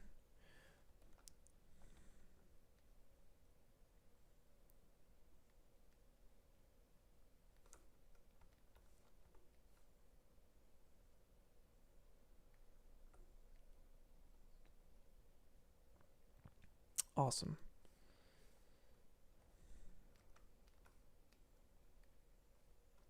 Set those to multi-instance so it keeps our viewport smooth, but you can see it here in the renderer. And I want to make sure, yeah, they're kind of sinking in. So let's fix that. We'll go to side view. We'll set these back to render instance. And we want to make sure that these are sitting flush on top.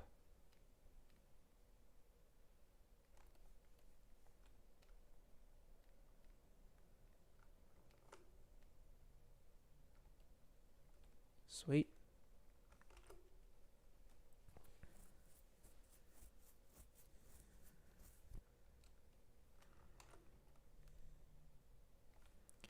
So let's Alt-G all these screws. We'll call these screws.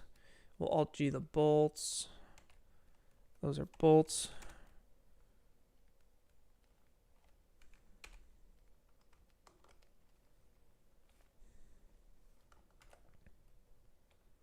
Awesome. And we keep going. You know, we got some bolts up here. Let's just put one down here. Actually, we don't have that, but that's fine. So let's grab a screw and control drag that up here. And I want to make sure my screws are randomly rotated.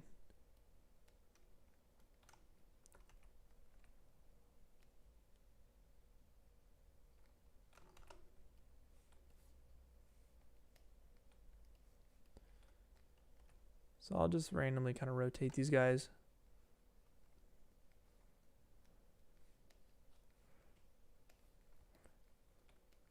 And I actually just figured this one out for the first time. Basically, if you select the screw, instead of having to get the exact right mouse on the wheel right there, I'm just unchecking X and Z rotation. Whoa. Yeah, so I'm just unchecking X and Z rotation, which allows me to come in here and just kind of spin these things like crazy and not have to worry about getting the right axis. All right, let's make sure. I know there's some on the side. Yep, there's ones on the side here. So let's just actually copy the bolt and kind of adjust the bolt here to make this third and final bolt. And there's these rivets in here too. Let me just lay these things in for days. In fact, I might just not worry about it and say you guys get the point. You know, you'll want to add those bolts and rivets and stuff because that stuff really adds to the model. And it takes it to the next level. So I'll probably be texturing this thing over the next day or two, and I'll be posting updates in the Discord server. If you guys aren't a part of that, please consider joining. It's down in the description below. And it's a great place for all of us to post our work, share our work together, and join the weekly challenge, which is what I'm super excited about because I got winners for you guys. I have winners to announce, and I have a new challenge to announce for you so that you guys can join along and have your work featured here live on the stream, guys. So that's the idea, guys. We're modeling this thing, and again, I'm doing a presentation at Siggraph. And it is a virtual presentation because, of coronavirus and everything. We're not going into Siggraph. They're not holding these conventions. So this is based on a tutorial that I'm going to be doing for that Siggraph presentation at the end of July. And it's basically how to create photoreal objects and composite them into your live action plates. And it's about all the secrets and the tricks of the trade to get from nothing to something, and something really cool and awesome and totally believable for that photo CG or that photoreal CG kind of workflow. So you guys got the little inside scoop here. This will be what I'm putting into this footage here. I'll probably make it blue, and I'm gonna put it right there, right in the middle between these two,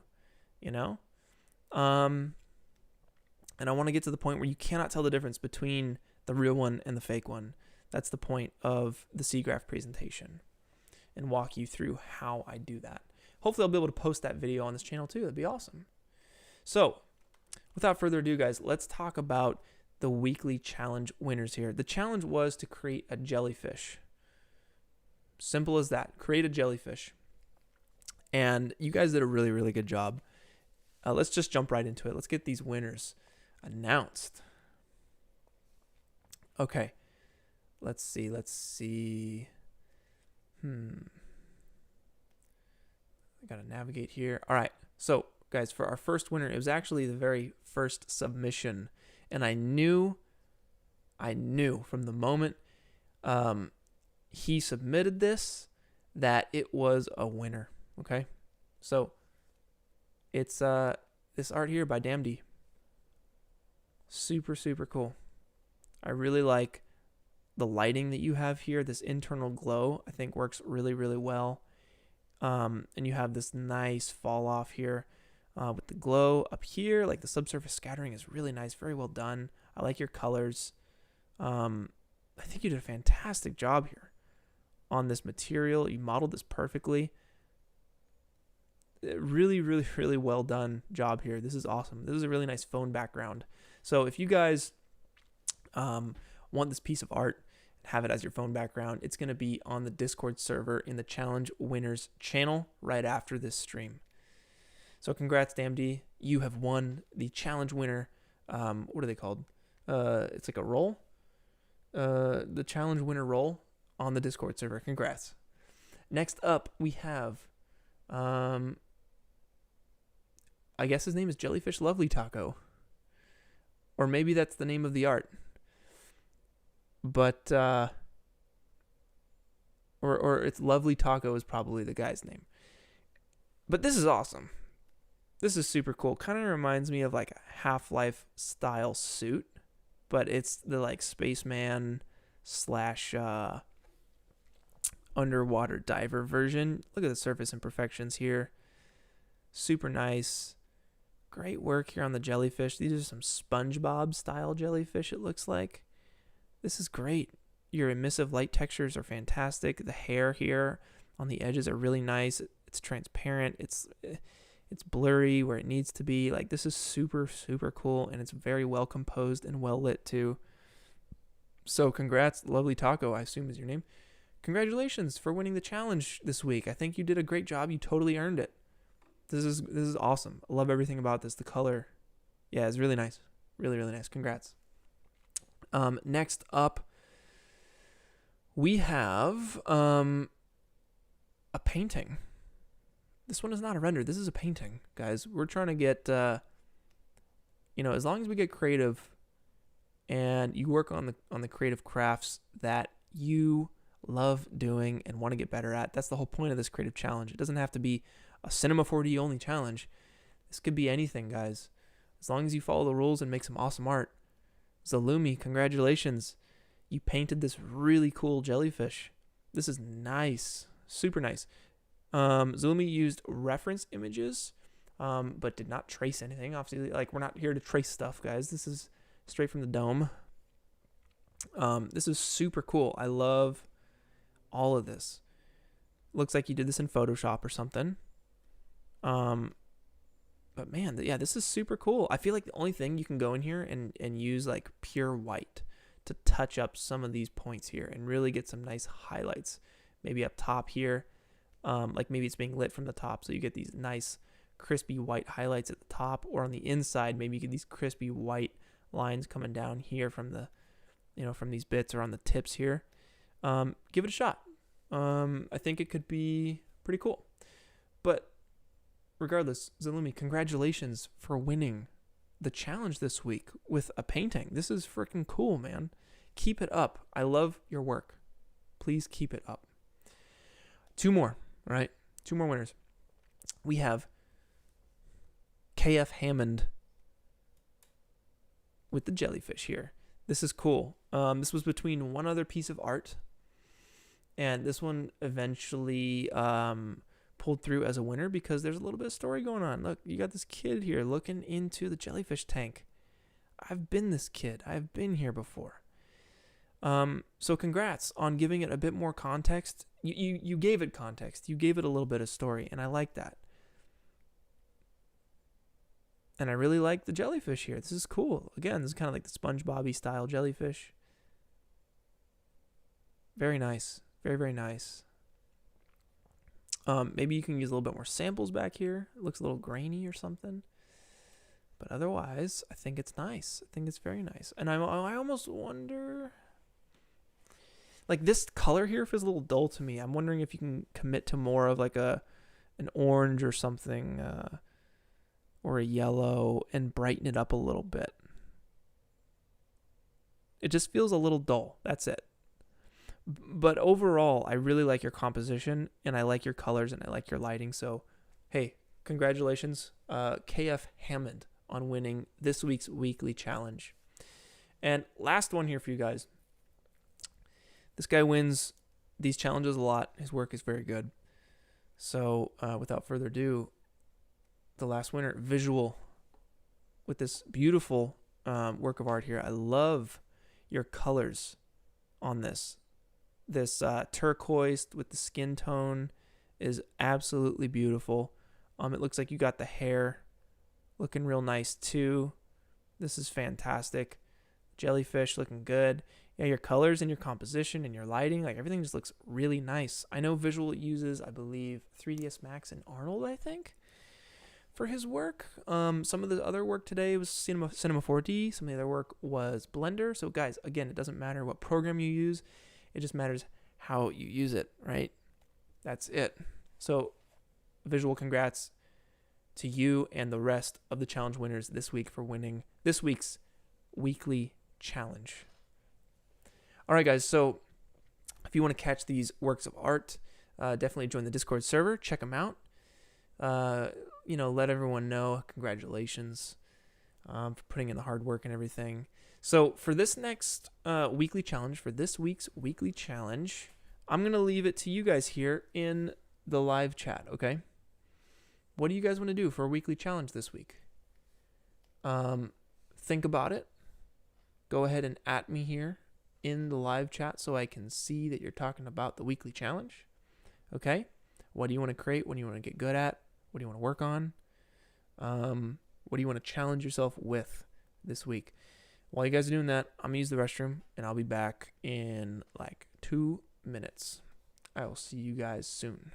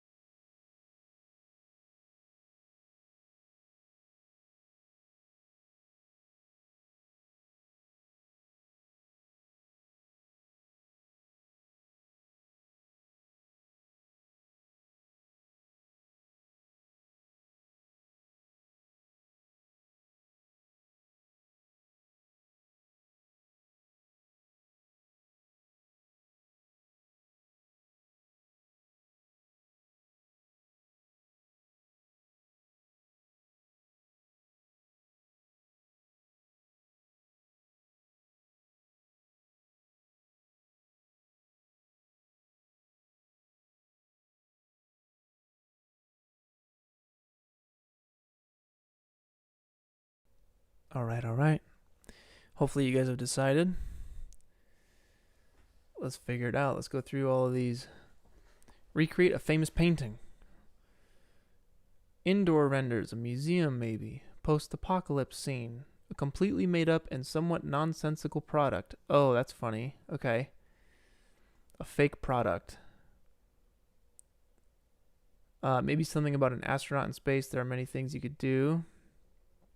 A Zen garden. Fluid. So far, I'm liking fake product. Fake product and Zen garden. Those are the two that I'm feeling. What do you guys think between Zen garden and fake product?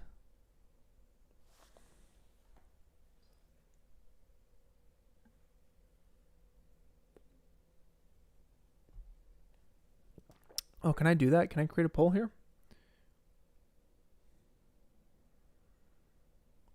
I don't know how. No, Assad, we're not doing Mars. We did planets last time. Nice try, though.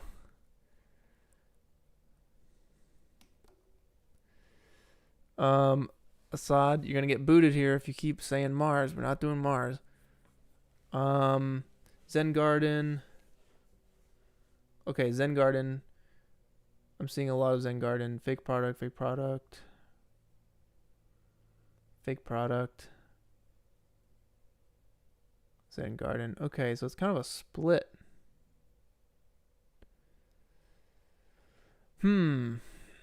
Let's go with fake product, guys, because I think we hadn't done anything like that before. We've done some Zen garden. Like, you can do a Zen garden for sure. But fake product sounds like a lot of fun. So that's what we're going to do. We're going to do a fake product. So it's got to be a picture. It's got to be one render. Product shot. It's got to be a product shot of a fake product. It can be a product. It can be whatever product. It's just got to be a fake product. That's it. It'll be judged on the detail of your render, or the quality. Let's say rather the quality of your render, your lighting, your framing, your presentation. How legit does it look? And will also be judged on the fake product you come up with. Is it something that we actually need? Is it something ridiculous? It could be whatever. But just make sure it's a fake product and have fun with it. Make it look nice. Light it like a nice product shot, When is it due? Good question. It's due next week, Saturday at 9 a.m. Pacific Standard Time, so that I have enough time to look through them and choose the winner. You guys have 1 week to do this week's weekly challenge, which is a fake product. Should be a render, a product render of a fake product. Due next week. Hopefully that's good, right? Can you guys hear that?